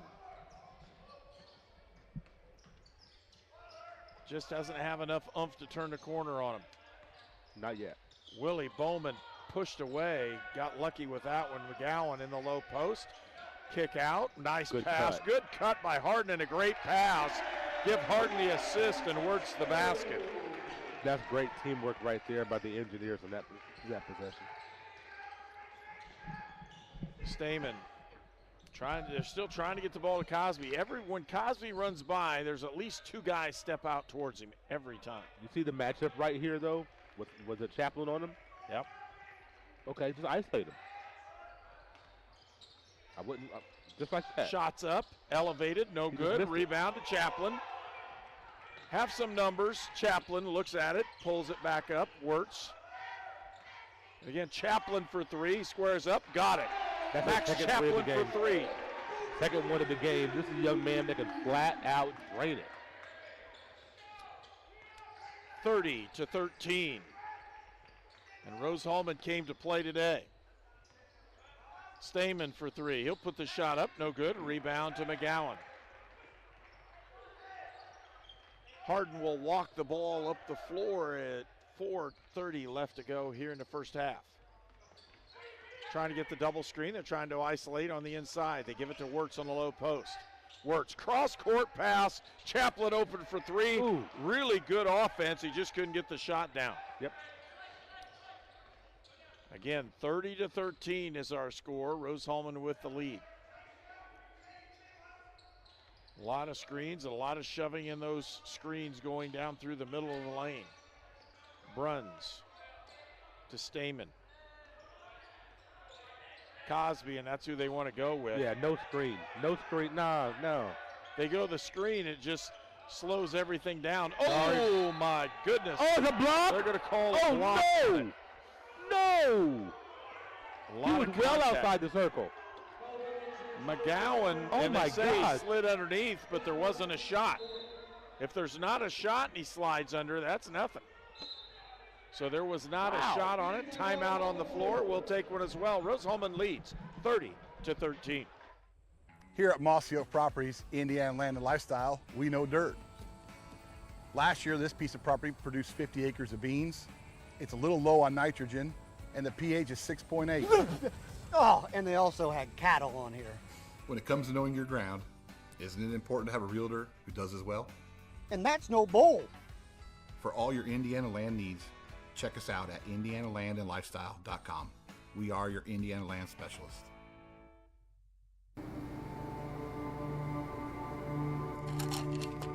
I ran out of my pain meds too quickly. I took more and more to get through my day. I did anything to get them. I needed help. I needed hope. I found them both. Professional, safe, no wait times, quality treatment. Regain something lost. Call or go to winrecovery.org. You're watching College Sports on the Indiana Sports Network, presented by the Indiana Army National Guard. And Rose-Hulman leads 30-13. A block charge went against Rose-Hulman, and in this case, Bluffton will have the basketball. Trying to get to Bruns down low, couldn't do it. Feed it right out. Stamen. Stop. Okay, outside, shots up, a three-point look, doesn't go in, and a rebound comes out to Rose-Hulman. Looking for that pass inside. Chaplin again trying to work. Looks for the floater, has an open look for Wirtz for three. Money. And the big guy can't get it in. It's not a bad shot for him. He usually does a good job off those set shots outside three-point range. Just couldn't find the range on that one. Kettner, who had the last three for Bluffton, couldn't put it in, is going to have his hands on the ball quite a bit as well. Point guard again, drives, shoots, and he'll go to the line. It's a great move right there as get 2 free throws, and we got a note. It's pronounced Stamen. We were corrected on that in the. And we were hearing it from the announcer in the arena. And I heard that in the Bluffton broadcast from the last couple of them that I saw. So, yeah, so that's our apologies. We definitely want to get names right. We definitely want to do that. Always makes it better, doesn't it? I'm hoping that we're being told that by a relative, because I'm hoping we were not being told wrong. But we'll trust what we're being told. I've been there. Yeah. Either way, this young man can play. That I do know for sure. He's done a really nice job. Yes, the problem is he just hasn't had as many opportunities as he's like. Harden with the basketball. Harden's dad was just so excited to see the ball game today. He came up, talked to us just a little bit. He must have known that Bradley was going to start today. Well, and he just about lost that when he did. Yeah. Boy, it doesn't have to the way it goes. Cosby with it, trying to go one-on-one. Inside, and nice defensive play by Chaplin to keep the ball out of his hands. Stolen away. Wow. And tipped away by Farnsworth, and Terry Hicks at the line. He'll go in, and Hicks with that nice little finger roll, and he sidestepped him. Got the foul because the guy's feet are in that line, inside the line, and Hicks will go to the line for the old-fashioned three-point play. And as you mentioned, Hicks kind of sidestepped Stamen, and it all started on the defensive end. Farnsworth getting the strip, which I thought could have been a foul. Usually when you chop down that hard, they call you for the foul. Farnsworth got away with it and started the break. 32-14. Rose-Hulman with the lead. Again, nice turnaround. Couldn't get it to fall. Rose-Hulman's played great defense on Jameel Cosby, the leading scorer. Nice move, and doesn't get it in at the end. Just couldn't finish it. Cosby, one-on-one with Farnsworth again, and he'll have opportunity as they'll reverse the ball. Stamen to Cosby. Here's his one-on-one move. He'll go down the lane, and they're going to call a traveling or a held ball.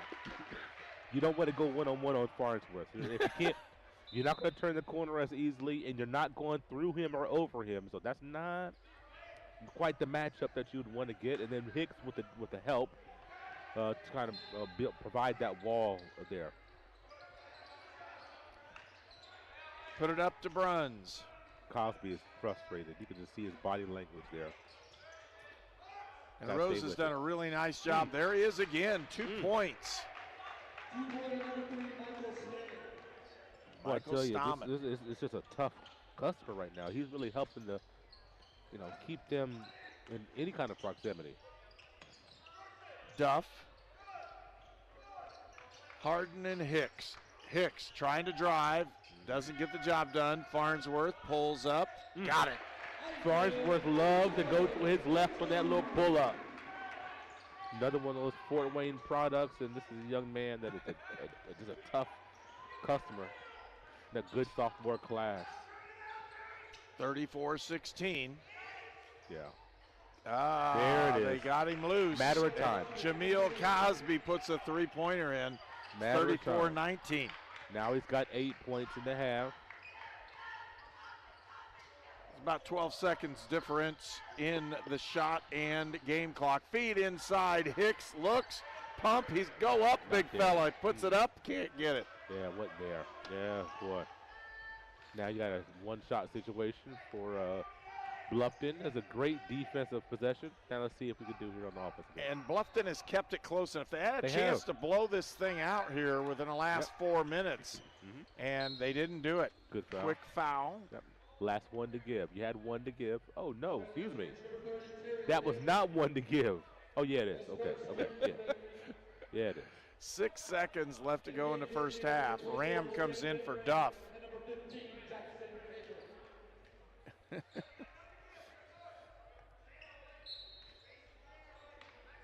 Trying to get it inside. They went for the lob. Nope, here it is. Cosby, that's just really good offense. If he can put it in, he doesn't. Farnsworth at the buzzer. It's short.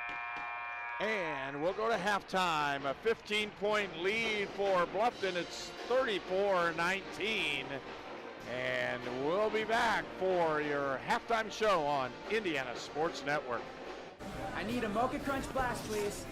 You got it. I'm on the Mocha Fudge. We're gonna need more espresso chunks. Order up. Sonic Mocha Crunch Blast.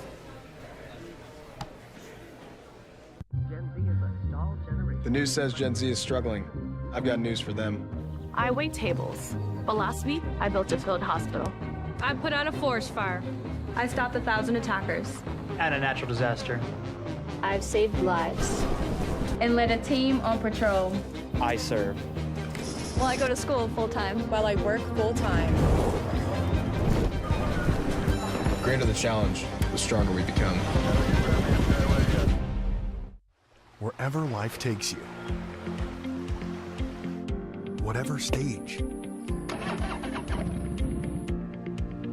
anything that you need, no matter the season, getting there together.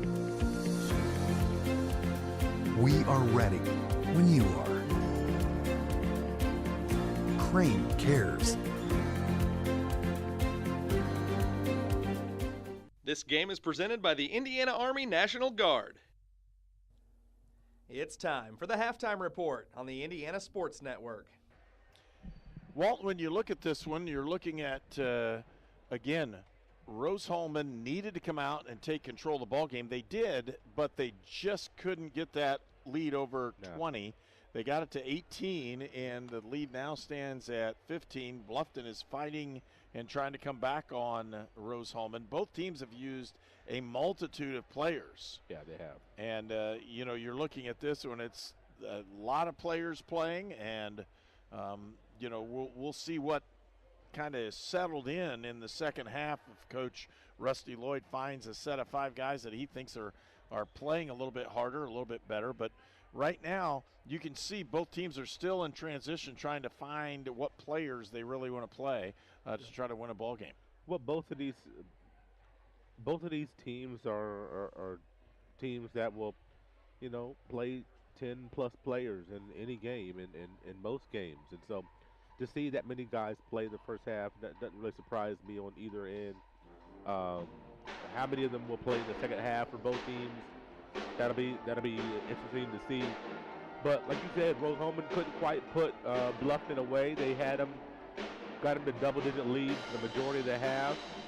Kind of nib it tuck the first few minutes, and then Rose started to pull away, but couldn't quite, you know, put it out of distance. So Bluffton, give them credit, did a great job sticking around where you have a chance. You're down 15 at the break. Yeah, 15 is a lot, but with a 3-point shot and with the premier score, number 2 scorer in the league, a guy that's close to 20 points a game, and Jamil Cosby, you're not out of this thing. So we'll see what Bluffton could do coming out the halftime break. But kudos to them for getting it down to 15, because this could have been 20 to 25. Right. And with that, you can just see Rose-Hulman has played pretty solid offensively. Yeah. Couple turnovers here and there has caused them some problems. They lead in most of the team stats and categories as field goal percentage. Now listen to this, they're 13 of 31 Bluffton is 8 of 22. Huge shot discrepancy. 6 of them are offensive rebounds. The others, by the time you take turnovers and other things into account, Bluffton just hasn't kept up to what Rose-Hulman's been able to do to them on defense. And the 22 shot attempts is well, you got to have that number close to the 30 or if not over 30. 22 shot attempts, you don't give yourself a chance in a game like this, against a Rose team that can play pretty good defense and scores the ball pretty good as well. Well, when we're looking at this one again, 34-19 is the score. Let's take a look at some of the individuals and what's going on for Bluffton. 4 players have scored. Bruns, Stammen, Cosby, and Ringer are the 4 players who have scored. They only have 19 points. That's one thing that's bad for Bluffton. For Rose-Hulman, they've had multitude of players score. 9 points for Chaplin, 6 for Wirtz. It's 5 for Ram, 4 for Hicks and Duff, and 2 points for Zurich, McGowan, and Farnsworth. So you take all of those, and we're having one of the senior cheerleaders recognized right now as again, all these kinds of things happen during senior day, and we're watching them march through those players as well, and those cheerleaders as they get their time as well. And it's been a really good group of cheerleaders in both. And I'm going to say this, football, basketball, these gals and guys step up and really do a nice job. Division III athletics is not necessarily about, anything. You don't get money for this. Right. You do this because you love doing it. And these young people are really outstanding in quality for Rose-Hulman. And a lot of them, this is what they did in high school and maybe even in middle school. You want to be able to continue that, and while you're getting one of the best degrees that you can get, and boy, to be able to, be a cheerleader or an athlete or whatever, while you're getting that degree, is just a fantastic thing. And they'll have one more going through this, and we'll make sure you get a chance to at least see him in our stationary camera here at what's going on. But yeah, it's senior day again. Rose-Hulman lost the first ball game in the women's game we had on for you earlier in a 74-61 score, and that doesn't knock them out from hosting a tournament game, right. But hopefully they can win a few more ball games and be able to host as a third place team and not the fourth, because the fourth place team, if you win, has to go up against the number 3 team in the country, and that's not fun for anybody. At the same time, the men's game here, Rose-Hulman has a chance. They're right now third place in the conference. They're going to play ball games later on, which are going to come into to give them an opportunity. Listen to this: when they play Manchester this next Wednesday night, then they're at Defiance on Saturday. Tuesday, that following Tuesday, they go to Anderson, and then they play Franklin. And if you look at the teams that are in the top, you've got Anderson and Manchester and Defiance are all around Rose-Hulman. They have a chance to do some damage with their schedule. If they can win the next few ball games, they could host with a second or third place finish in the conference as well. Man, that's a big if, because those are some tough games. Yeah, they are. When you're looking at Manchester, Defiance, Franklin, Anderson, man, those are tough games. The one thing, you look at that, the last game, that Franklin game is here, and then the first one, Manchester, is here. So the end here, you start here and the end here of that 4-game stretch. So that's good. But man, going to play at Defiance, you see, as a team, they beat Hanover early, a team that can really get up and down and go. And Anderson, raucous crowd, going to get over 1,000 people there every night. For Anderson men's basketball, leading the league by far in home attendance, playing good basketball, and just beat down Hanover just last week. So these are 4 really tough games to finish the schedule with. If Rose can get through that, boy, you got to win at least 2 of those games. Win your home games. I'm focused on that. Win your 2 home games and do what you can on the road. Those are 4 really tough games. I'd love for Rose to be able to go 4-0, but man, that's a tough stretch. We're going to pause and and come back at halftime. And again, it's 34-19, and you're watching Rose-Hulman basketball on Indiana Sports Network. If I crave something, I have to have it. Well, so what are you craving? Like, what do you crave? Attention, apparently. Look at him all sitting in the middle. I know, right? It is really awkward. You just chose to sit there. Sonic Crave Cheeseburger. At Lynn's Pharmacy, we're more than just your pharmacist. We're your neighbors. Our kids go to the same schools. We eat at the same restaurants. We sit next to you in church. When I listen to a symptom. When I fill a prescription. When I offer advice, I'm not just helping a customer. I'm helping my neighbor and a friend. My name is Lynn Hofstadter, and I'm the proud owner of Lynn's Pharmacy, a modern pharmacy with old-fashioned values and personal service dedicated to keeping you, your family, and our community healthy since 1872. Here at Lynn's Pharmacy, downtown Brazil. This program is a copyrighted production of Indiana Sports Network and cannot be shown, reproduced, or redistributed in any way or in any form without prior written permission from Indiana Sports Network.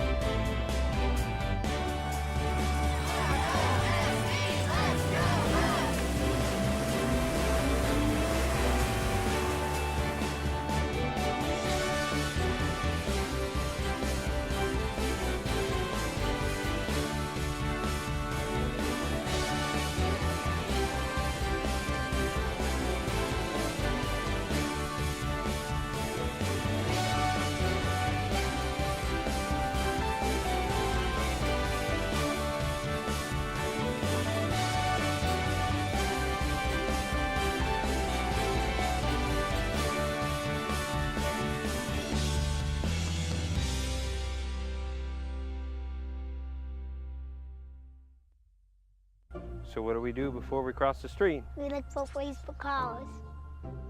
No cars. All right, let's go. But Daddy, why do you have to hold my hand? To keep you safe. That's why we look for cars. I'm watching out for danger to keep you safe. Daddy, who watches out for you?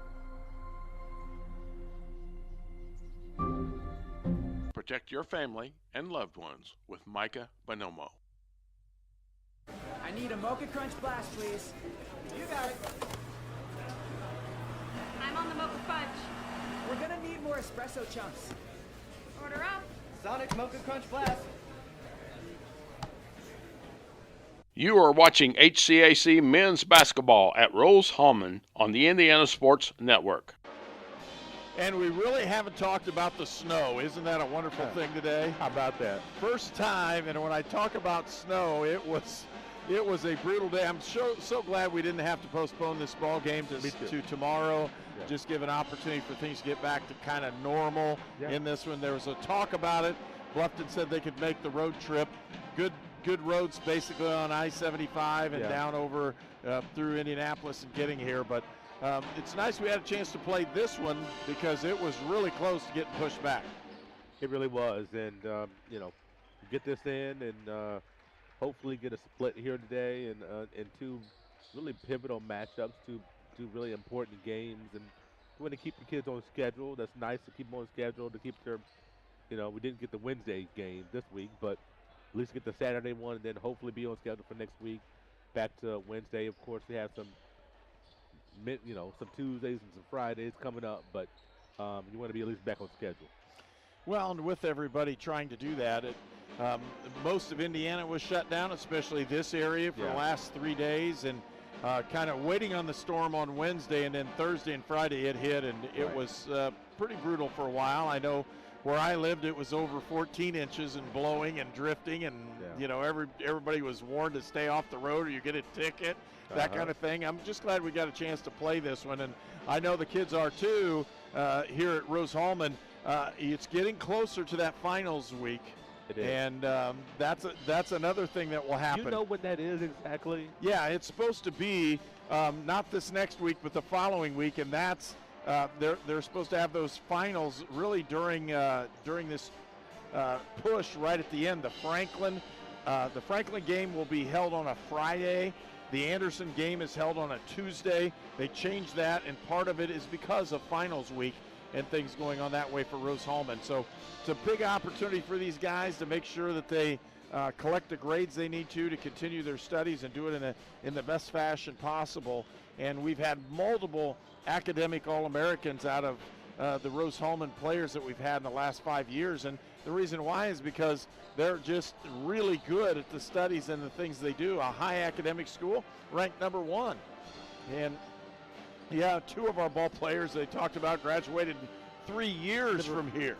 Ryuji Aoki, remember a couple years ago, or it would have been, I guess it was 3 years ago now, graduated a year early, went back to Japan to play basketball professionally and had an opportunity there. But just, you think about graduating from Rose-Hulman in 3 years, that is unbelievable. I don't know if I could do it in 7 years. Forget 3 years, are you kidding me? Wow. Big opportunity for Rose-Hulman to pick up a win here today. 34-19 is our score at halftime. And coming out of that break, Rose-Hulman will end up with the basketball. And how about, I'm sorry, Herb, but how about this is the second game in a row where we have fans back in the stands. I just want to say that again. So good to have the pep band playing, sounding good. The cheerleaders are here. The women's basketball team, a lot of them are still here cheering on the men. You have families here for Senior Day, and just a great atmosphere here in the Hulbert Arena. A lot of the season we haven't been able to have fans in here for a good chunk of the season, I should say. Well, about a 3-week stretch, I should say that. But now the fans are back. Just so glad, that we have, people in the stands here at the Hulbert Arena. And Bradley Harden will set the offense for Rose-Hulman. Hicks tries to turn the corner. He does, gets down in there, and it's knocked out of bounds. It'll still be Rose-Hulman basketball. And that's Miguel Ringer there. So one of those guys that very serviceable for Coach Neal. Hicks from 15 feet, got it right in the corner. Terry Hicks, it's 38-19.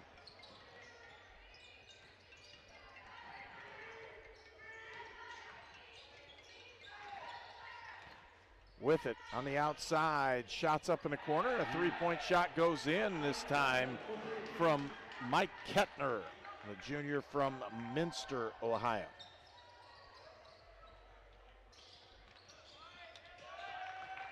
Chaplin. Max coming off the screen. Wirtz, kick out, Ram, nice look. Harden for 3, doesn't get it. That's really good ball movement. Yeah, it was.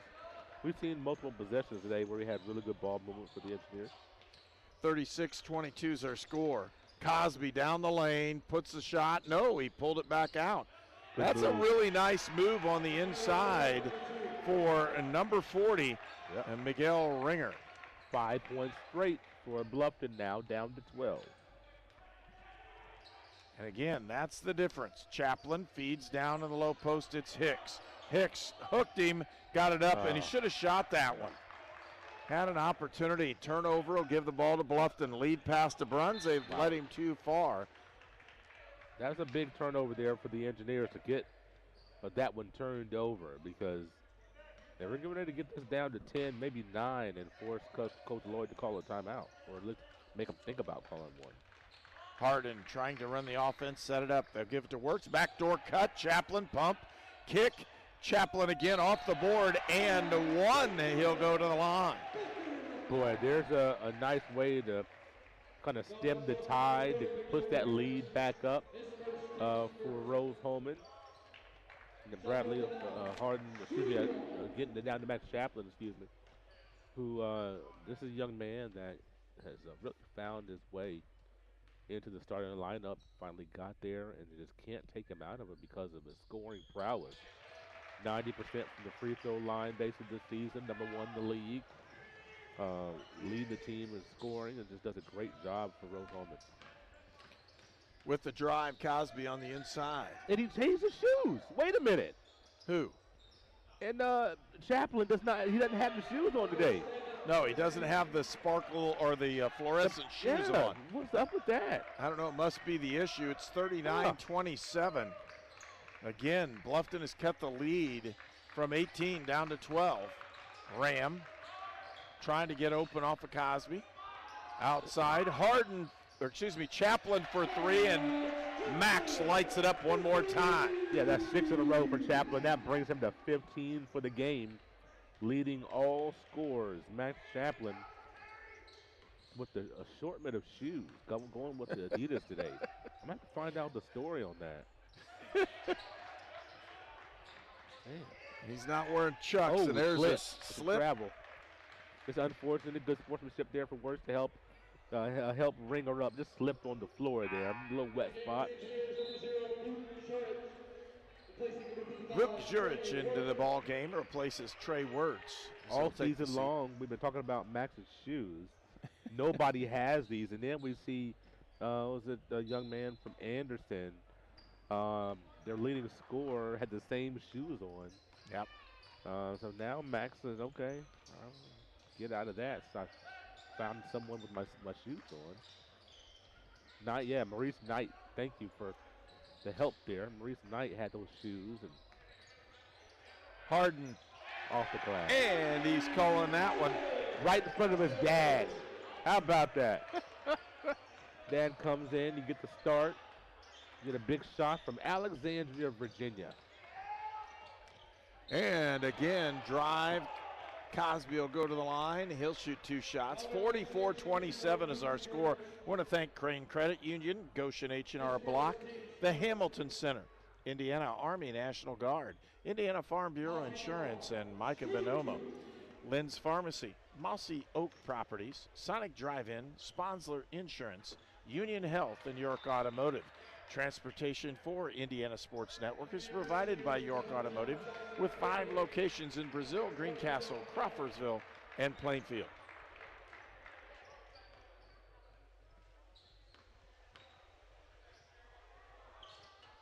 Cosby doesn't get that one. Rebound comes out to Duff. Duff into the ball game. They're going to feed in. Oh, he should have just gone right up and taken that one. Jurek doesn't get it elevated enough, and it goes off the bottom of the rim. Duff fed him so well. Inside, they'll get the foul and almost got the bucket in as a nice feed, and Miguel Ringer will go to the line. He'll shoot 2 shots, and that was a really nice feed by Jameel Cosby. Ringer is a young man that you could just tell is he is not afraid of contact and dishes it out, can take it as well as he's short on that free throw.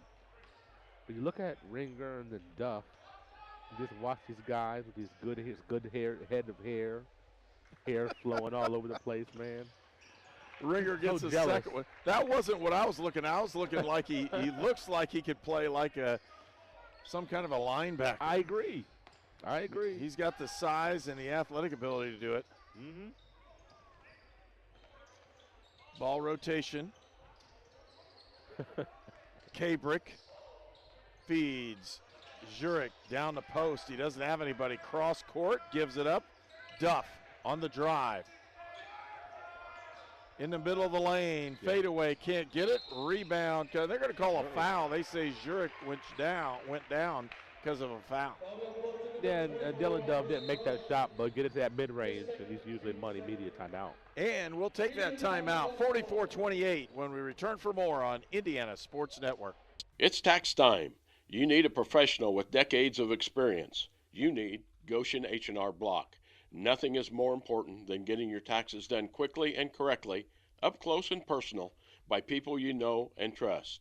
This year, get answers to all your questions and your taxes done right by Goshen H&R Block. This is Sue Goshen from your locally owned H&R Block in Brazil. Walk in, make an appointment, or drop off your documents, and we'll tackle your taxes while you're away. Treatment for those with mental illnesses and addiction issues has evolved over the years. In the late 1960s, Indiana's mental health system began to take shape. From 1971 to 2021, Hamilton Center has touched the lives of thousands of people in central and west central Indiana. We are committed to the latest therapies to improve the quality of life for those with mental illnesses. Treatment works. Recovery is possible. And thank you, Indiana. This game is presented by the Indiana Army National Guard.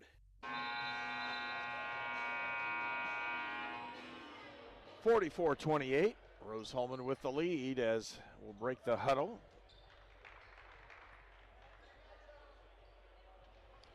And Rose-Hulman will take possession of that basketball. Jackson Kabrick will throw it in for the Fighting Engineers. Looking inside, they're going to give the lob up to Duff. Duff squares up, puts the shot up, can't get it. He's fouled, and he'll go to the line.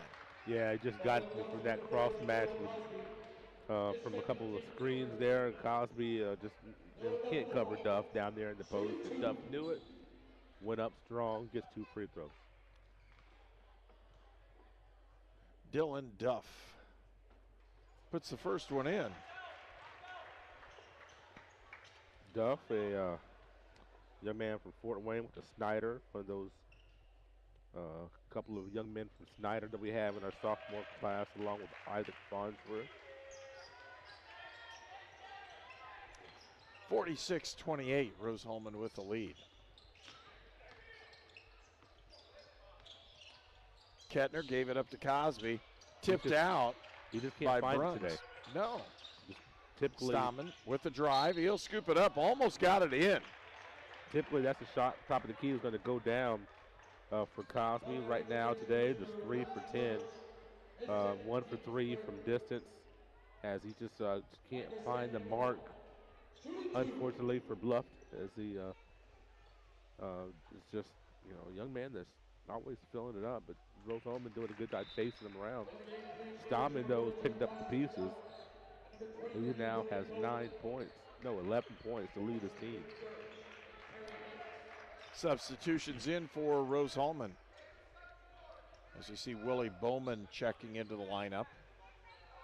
You can smell fresh popcorn being popped right now across the way.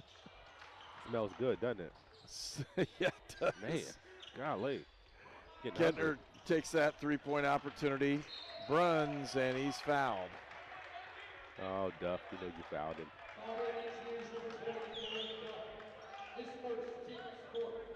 Oh, there's sometimes when you don't even lobby. It just weakens your voice for the next time. You know, there's an obvious foul there by Duff. Cosby out the top of the key with it. Gives it up. Stoneman. Bruns. Cosby feeds down inside, and the big fella with the shot can't get it. It's tipped out of bounds. Guess who?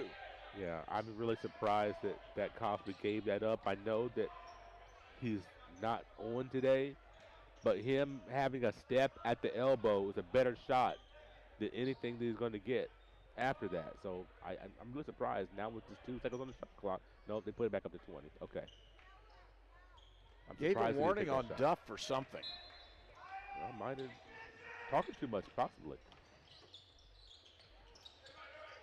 Outside. Cosby on the baseline. He doesn't take that shot.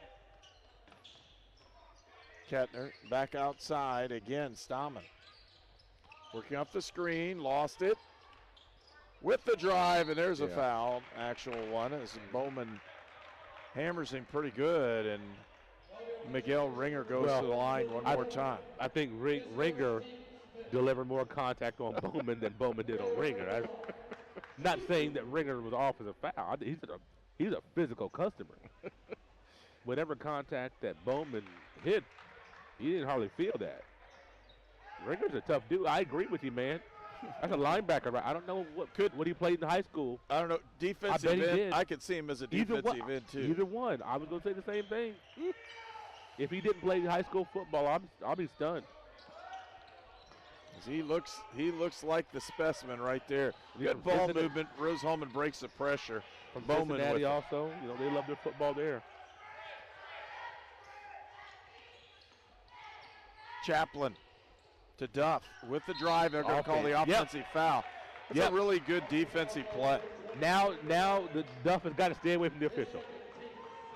Got to stay away from the official right now. There's don't say anything. Don't put your palms up. Ringer with a really good defensive play there. Yes, absolutely. Just played down on him and did his job. On the outside. Duff is Kettner frustrated. drives the corner, got it in there. There's Ringer one more time. Ball's tipped away.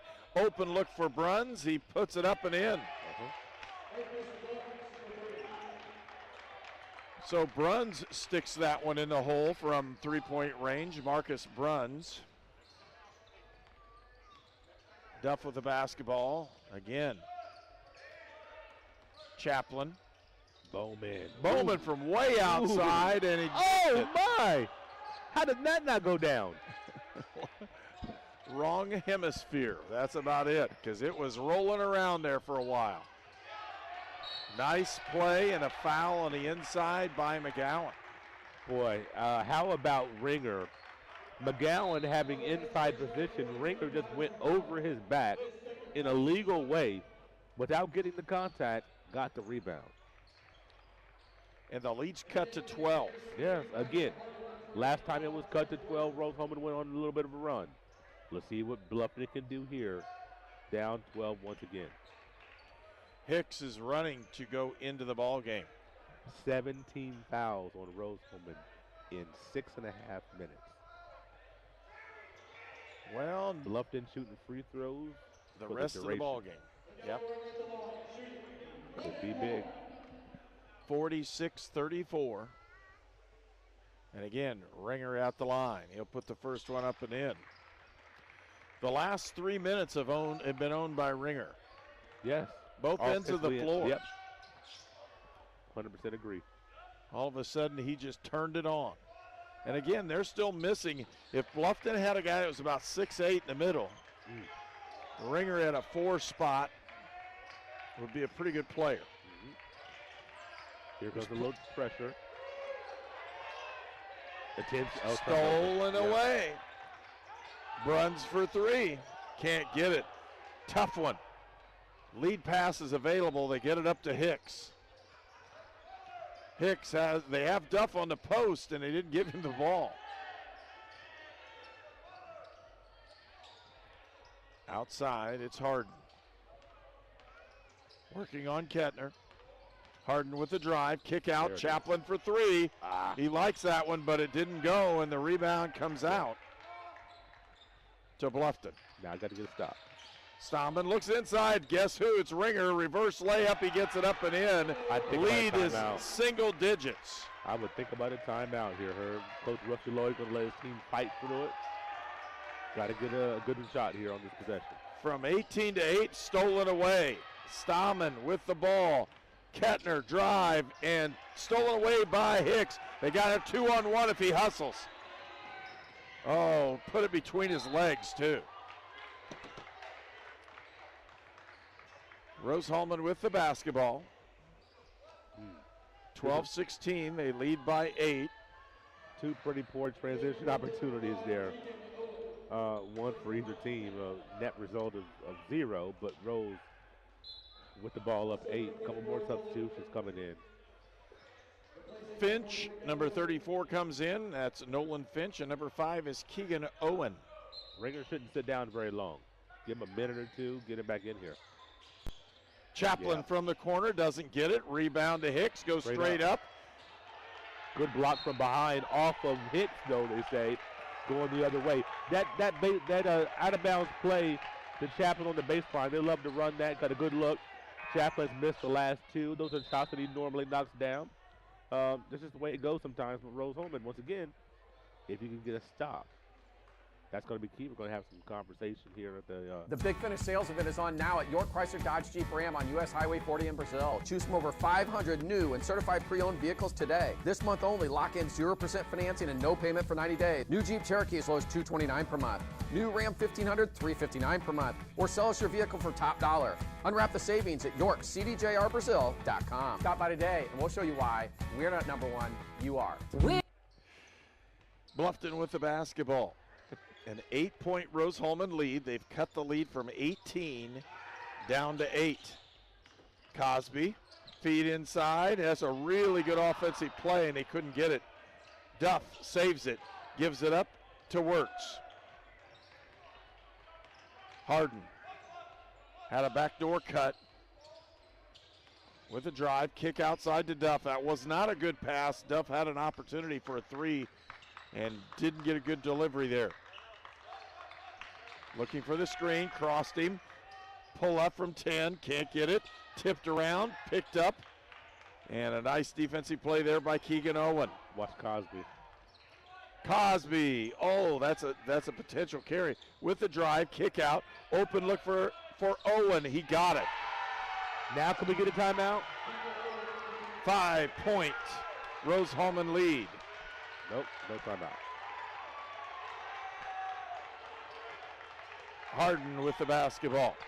Bluffton's picked up their defensive pressure. That's been their whole difference in this one. Harden feeds, works on the low post.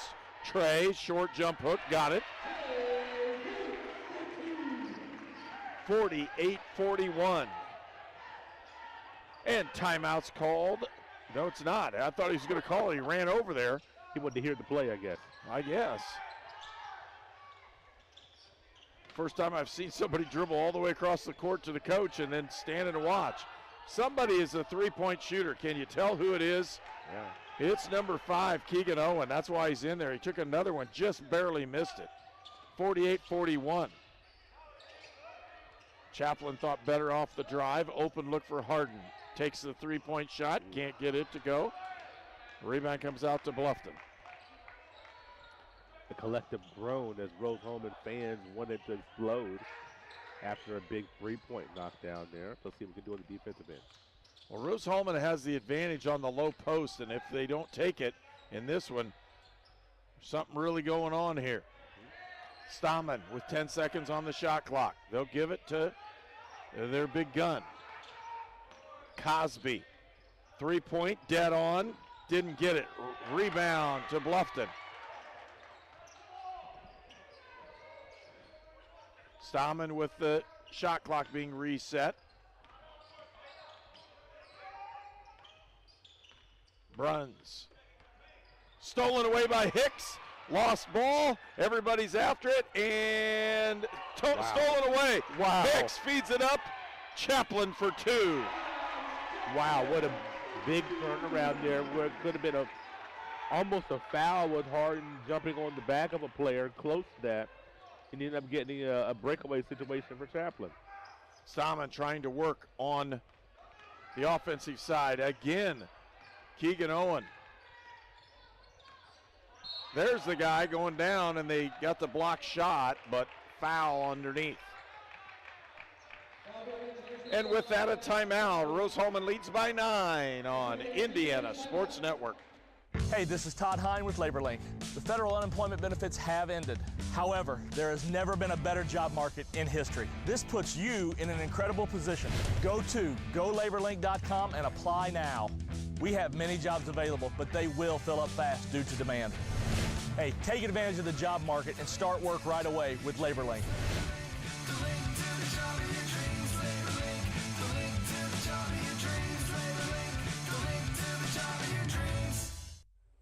Here at Mossy Oak Properties, Indiana Land and Lifestyle, we know dirt.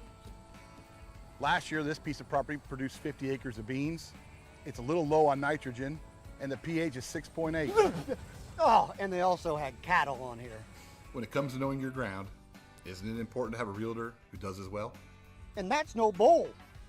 For all your Indiana land needs, check us out at indianalandandlifestyle.com. We are your Indiana land specialist. This game is presented by the Indiana Army National Guard. 50-41. Rose-Hulman has allowed Bluffton back in this ball game. They were up by 18 and couldn't close the deal in the first half. And then 15-16, and all of a sudden Bluffton went on about a 6-0 run here and cut it to single digits. And Bluffton had a chance to knock that thing down to about 3 and couldn't quite get it done. Cosby at the line here. We'll see what he can do. Again, we want to thank the Creighton Credit Union, Goshen H&R Block, the Hamilton Center, Indiana Army National Guard, Indiana Farm Bureau Insurance and Micah Bonomo, Lynn's Pharmacy, Mossy Oak Properties, Sonic Drive-In, Sponsler Insurance, Union Health, and York Automotive. With those 2 free throws in, cuts the lead back to 7. pressure. Farnsworth to Ram. And they'll try to work it over. They get it broken this time. And they don't pressure you really to turn you over. They don't trap out of that. So to get that 10-second violation earlier, or the turnover earlier, was kind of inexcusable. So Rose to be able to break that and attack pretty much at will. But then it slows the whole offense down. Which is what they kick want to outside. Chaplin had a chance early. Backdoor cut inside. Zurich for 2. Good ball movement really late in the shot clock because, again, the pressure helped start the offense late. Cosby for 3. He got it, and the lead's cut down. And again, this is going to be interesting here, Herb. It's getting close, and we're going to see a really good ball game here at the end, it looks like. Kick outside, Ram for 3. Doesn't get it. Rebound, Ram with the drive. He could have had a chance. Chaplin for 3. He'll take it. He doesn't get it. Tipped out, Ram with the drive in the corner. Can't get it. Rebound, Zurich, and they're going to call the hold underneath. Yeah, on the floor. That was going to be on the floor as you had multiple opportunities there for Rose-Hulman using their size, thankfully, to get those offensive rebounds. And we have another timeout. And a timeout's been called. We'll take one as well. You're watching Rose-Hulman basketball on Indiana Sports Network. Home. It can be the family farm, a small town, or a busy city. But wherever you call home, we are where you are.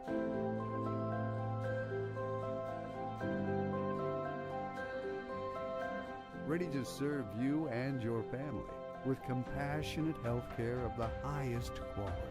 Serving the Wabash Valley since 1892. Union Health. Healthier together. I ran out of my pain meds too quickly. I took more and more to get through my day. I did anything to get them. I needed help. I needed hope. I found them both. Professional, safe, no wait times, quality treatment. Regain something lost. Call or go to winrecovery.org. This game is presented by the Indiana Army National Guard. 52-46, a 6-point lead for Rose-Hulman, and the Engineers have the basketball. Trying to get the open off the triple screen. They didn't get it. They're going to throw it the length of the floor and get it back down. Isaac Farnsworth with it. Set it up. Give it to Harden. Harden looks to drive, kick out, open look for Farnsworth. Chaplin for 3. Can't get it. Tipped out of bounds. That's a nice effort by Zurich as he couldn't get that one. And another possession defensively for Bluffton where they excelled. They kept Rose off the board, and they just battled and given themselves opportunity after opportunity. I told you I did not want Rose in a situation where they have a one-possession lead in the last few minutes. That's what we're trending towards here today. Ringer fade away, got it up and in. God. You're joking. I want to see that. You give him 10 more opportunities, he doesn't hit the rim on any of them. No way. Hey, I kind of mock him in fun there. But when you get fouled, you throw the ball up to the rim. The worst thing you can do is get 2 shots out of it. That's exactly what he did, exactly what he's supposed to do. And because of that, he got a 3-point play. And good offense. One possession lead for Rose-Hulman, 52-49. Ringer with 14 points on the afternoon. Ram gives it up to Chaplin. Tries to turn the corner. Harden, 10 seconds on the shot clock. Got advantage. Ram down. Puts it up. Samvit Ram. Oh no, Crosby is hurt. I don't know if he rolled an ankle. He is hurt. He's struggling over there. Struggling to get up. And everybody's going to come and look And I'm going to say this, it sounds real, you want it to be an ankle at this point. Yeah. You don't want it to be a knee or anything that direction. No, Substitutions are in as well, and the trainer's out. We're going to take a short break, and we'll be right back. You're watching Indiana Sports Network. At H&R Block, tax time is our favorite time of year. It's when our tax pros get to do what they love the most, help people. By getting to know you, they make sure your return gets done right. It's not just numbers, boxes, and forms. It's personal care, so you get every credit and deduction you deserve. With an average of 10 years experience, our tax pros get your taxes done right. Just one of the many ways Block has your back. This is Sue Goshen from your locally owned H&R Block in Brazil. Walk in, make an appointment, or drop off your documents, and we'll tackle your taxes while you're away. Bluffton with the basketball, just threw it into the backcourt, over and back. And Rose-Hulman gains possession. It does not look like Cosby is hurt as bad as maybe what it was. He's over walking it off on the side. It off. And I would not be surprised if he comes in about 2 minutes. And you want to see the best players on the floor. You want to see Cosby be able to finish this game out. You don't want to see him injured for the rest of the game. So ball moved around the circle again. Outside, Harden feed down in, Farnsworth fade away, Zurich. And again, the power of Rose-Hulman's inside game is a huge mismatch, and they've got to take more advantage of it. Zurich off of the rebound, and he'll go to the line to shoot two. Luke Zurich, a 6'7" junior, has boy, he's just a tough customer. He has a good hands, good footwork. Has a very nice shot, as you see Cosby coming back to the scoring table. There he is. It was less than 2 minutes. Yeah, it was. Less than one. And it's not the Willis Reed. He's not limping. No. And I'm glad he could finish this game. We want to see that. Couple big free throws, lengthen that lead back to 8. 6:10 left to go in the ball game. Good noise being made by the Rose-Hulman bench today, so that's good. We want to see them engaged. Ringer gives it up. Stahman with the drive. Nice cutoff that time by Harden. Those two guys kind of match up pretty well against each other. Yeah. Feed. Ringer looks, squares up. They're going to give it to Cosby. Puts a shot up and in, and all of a sudden, little pain in that ankle makes him shoot it a little bit easier up top. Yes, it does. And that's a shot that early in the half he wasn't making, or wasn't taking, I should say. Ram. Zurich on the low post. That's what they need to do. And he should have had it. Zurich again. Oh! How'd he get that one in? I don't know how he got it in, folks, but he did. And Vuk is at the line. He'll get there sometime. And go high five everybody. Just exuberant. You love the emotion, the passion that young man plays with. And that was a very difficult shot. Jurich at the line for the old-fashioned three-point play. It's an 8-point Rose-Hulman lead. Shots up, got it in. Made the free throw. 3 for 3 from the last couple of trips for Vuk. Now with 9 points, a 9-point Rose-Hulman lead. 60-51. More of a spread for Bluffton as they're trying to get it to Cosby again. Turns the corner, puts the shot up, can't get it. Rebound. Jurich goes to the floor and gets the basketball. Duff with the drive, puts the shot up and in. Ooh, Duff got hit. I don't know if it's a contact or he's got a bloody nose. I think it was Isaac Farnsworth hit him, believe it or not. I think you're right. Farnsworth hit him, got him right in the schnoz. We'll see what happens. They're taking him back to have a look at it. Yeah. Chaplin goes in. That's actually really beneficial. They blew the whistle there because Bluffton has no chance to push it down or push it up the floor. Right. Defense is set now. Right. 62-51. And Rose-Hulman came to life the last minute. Still looking for Cosby. Shot up, no good. Rebound to Sambit Ram. They're pushing. Nice move. Jurich runs the floor and puts it in. This is Luke Zurich that I remember his freshman year playing just like that. A timeout by Coach Neal. Rose-Hulman Up 13, 4:33 to go. It could be anyone. The star student, the all-state athlete. I never thought. At Indiana Land and Lifestyle, we go to great depths to list and sell your property. If your agent isn't willing to go to these depths, 6 acres with bass, to list and sell your property, don't you think that's a little fishy? and there's fish everywhere. Oh, and snapping turtles. For all your Indiana land needs, check us out at indianalandandlifestyle.com. Oh, that's gross. It could be anyone. The star student, the all-state athlete. I never thought it could happen to me, that I could lose everything.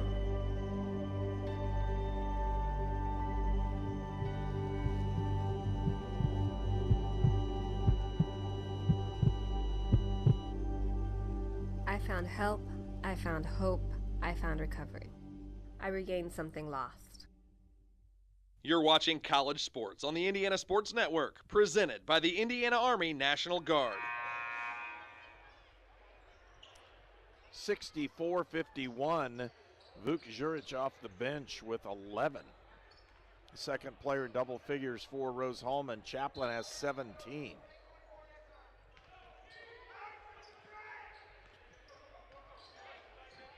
Stahman.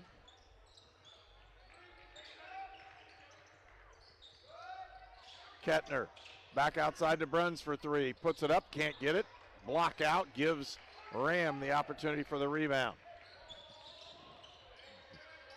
Chaplin uses the screen, gives it to Ram, over to Harden. Harden crosses, goes to the baseline, tries to throw it around, and instead loses the basketball.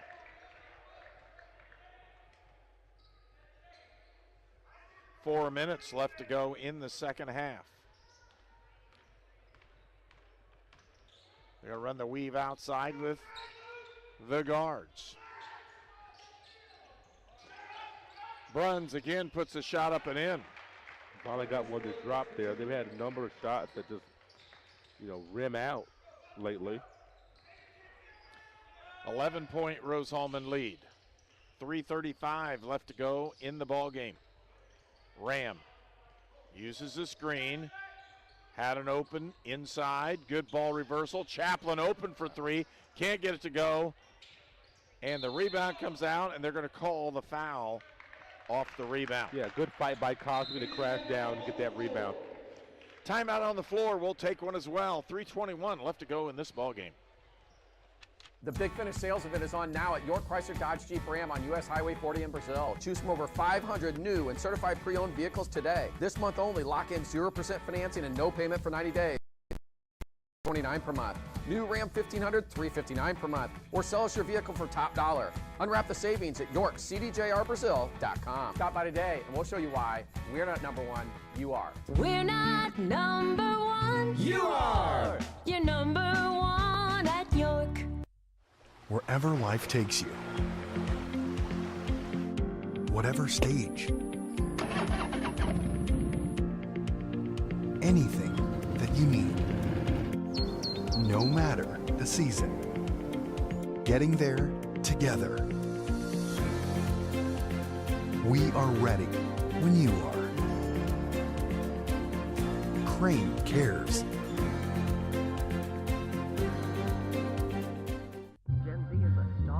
The news says Gen Z is struggling. I've got news for them. I wait tables, but last week I built a field hospital. I put out a forest fire. I stopped 1,000 attackers. And a natural disaster. I've saved lives and led a team on patrol. Bluffton with the basketball. They trail by 11.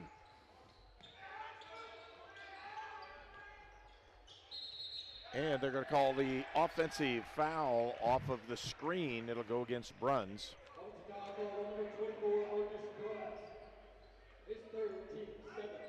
So Marcus Bruns picks up that foul.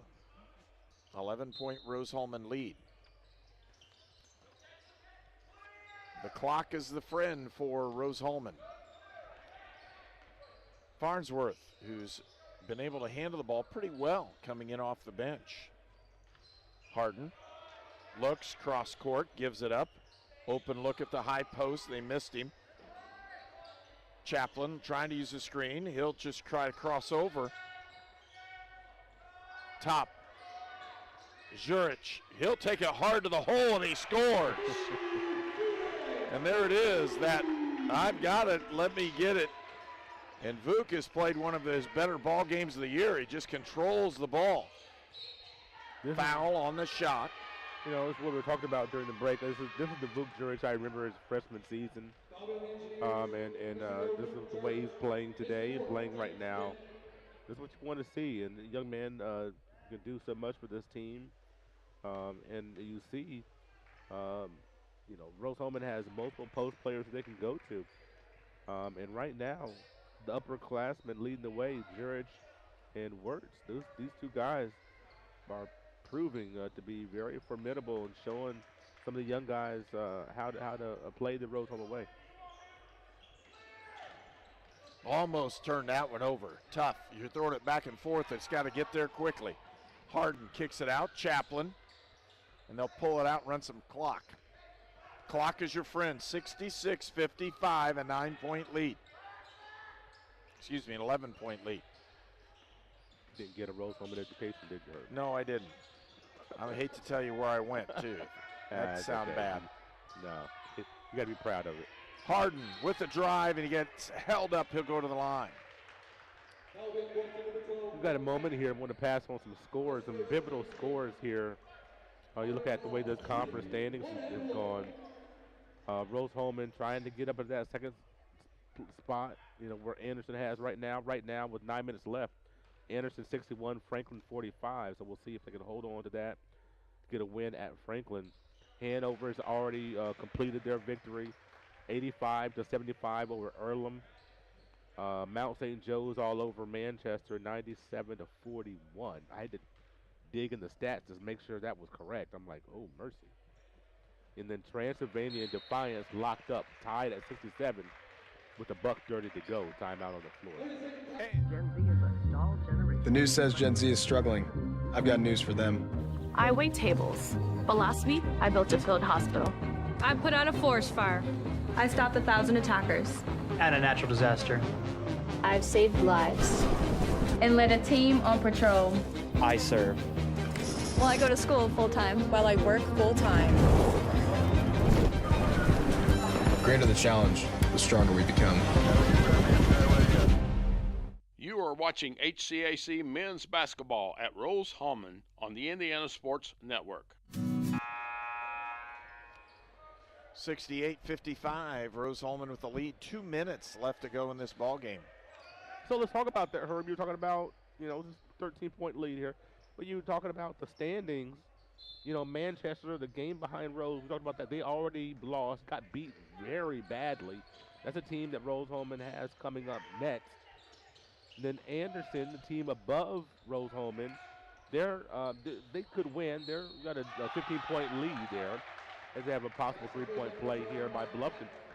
But so the standings are all in flux here. Transylvania and Defiance. Defiance's team right now in 5th place in the conference. They're tied up with Transy. So we're all over the place. The last week or two of the season is going to change. It's going to be a fluid situation. It's not shaken out yet. Ball out of bounds, went off of Stammen. Good defensive pressure by Bluffton. When Bluffton turned up the heat, playing a little bit more press or a little bit more pressure, they got back into the ball game at one time. They did. Ram pulled back, got some space, pulls it up. Here comes Farnsworth, a bad pass, but he got chased down there by Harden. That didn't look good from the edge. Harden to Ram. Chaplin. Again, you don't have to score a lot of points. You just have to make sure your possessions use time. Ram from the corner. Got it. Sam Veet Ram. Just get rise over. Get to that short corner. Rise up over him at 6'3". the senior puts in, a basket to pretty much seal it.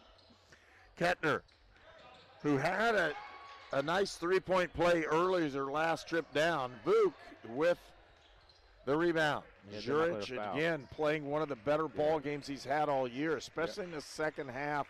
When he's gotten in, he's made the most of it.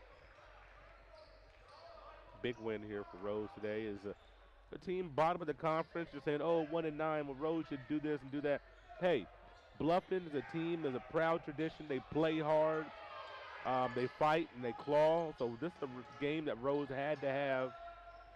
Whether you win by 2 or 12, it doesn't really matter. But they got a victory here today, and in a lot of moments had a decent lead. So we've had more moments than not where the lead was double digits. So Rose they didn't sustain it the whole time, but at least we didn't have a Maalox masher like we normally do. Today is a lot more comfortable than we normally have it today. So it does played well enough to win the ball game. Yeah, that's for sure. Good on the old blood pressure for someone that is a fan of Rose-Hulman or a coach of Rose-Hulman or a parent of a player. This the team that sometimes is tough to watch because you're in so many close games. Every ball game's close. In this case, Cosby picks up another 2 free throws. I mean, that's fun and all, but boy, sometimes you just want to blow somebody out every once in a while. And for Jameel Cosby, he will pick up, and they're going to have a very quick timeout to put Wirtz back into the ball game. So the seniors are on the floor at the last seconds of this one, just to allow them the opportunity to have that last time. Again, trying to honor the seniors in this one, Samvit Ram. And Cosby will let him hold the ball. Ram with a pretty good play down. Again, defensively, Ram with a nice job. 10 points for Samvit Ram.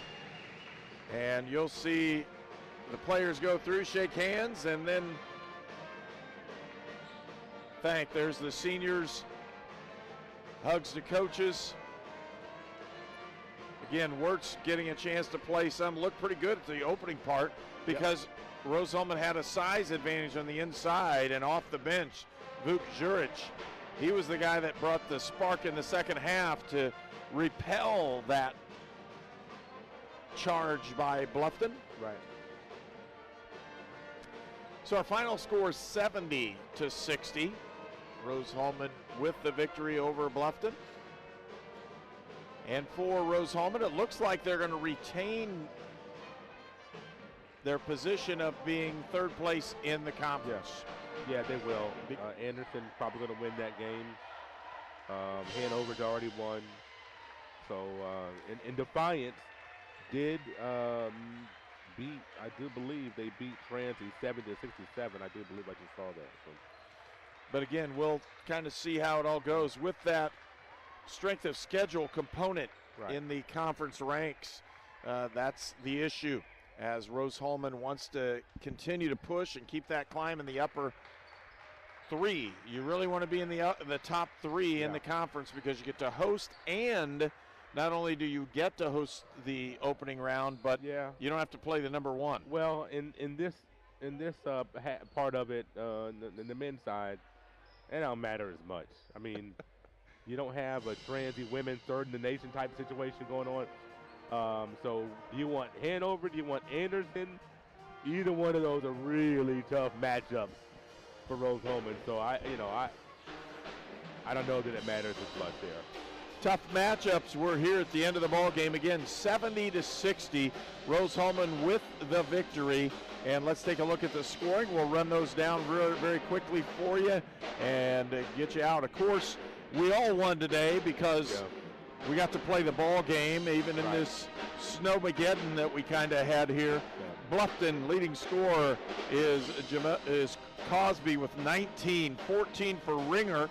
And I'll tell you what, he had a real push in the second half. He brought Bluffton back single-handedly almost at one point.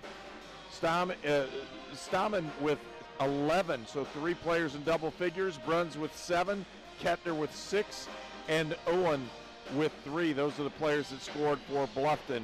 For Rose-Hulman, 10 points for Sanvit Ram on Senior Day. That's good to see him do that. Harden with 4, Hicks with 6, 17 for Max Chaplin, and most of those in the first half. He really didn't score a lot in the second half. 8 points for Trey Wirtz on Senior Day. Vuk Juric off the bench with 13. 8 for Dylan Duff, 2 for McGowan, 2 for Farnsworth. Again, 12 players played for Rose-Hulman, a consistent group playing, and they were just able to hold off a Bluffton group that played very hard in the second half, just couldn't climb that mountain. They couldn't, and like you mentioned, Ringer, just an exceptional performance. Cosby was just off today, 5 for 15. That's a young man that is second in the league in scoring. It just didn't have it today.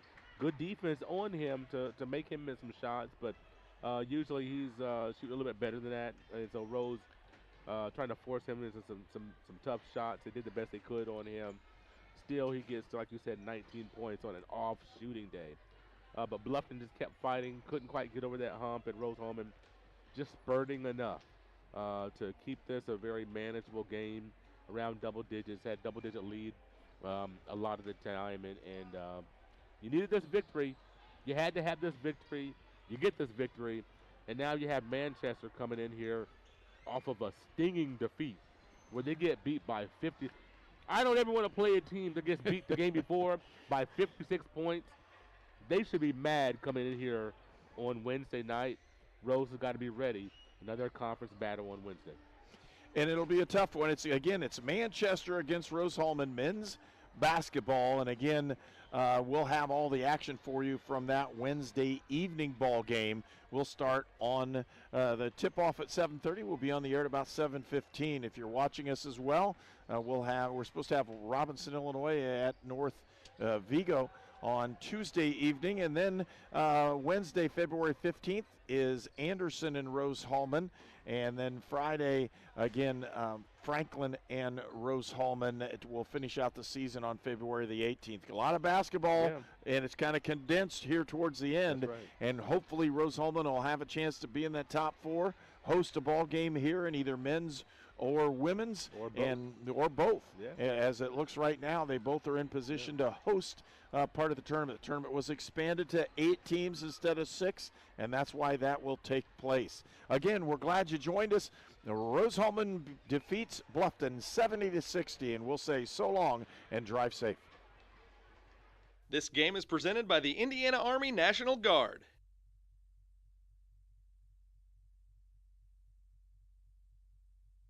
This program is a copyrighted production of Indiana Sports Network and cannot be shown, reproduced, or redistributed in any way or in any form without prior written permission from Indiana Sports Network.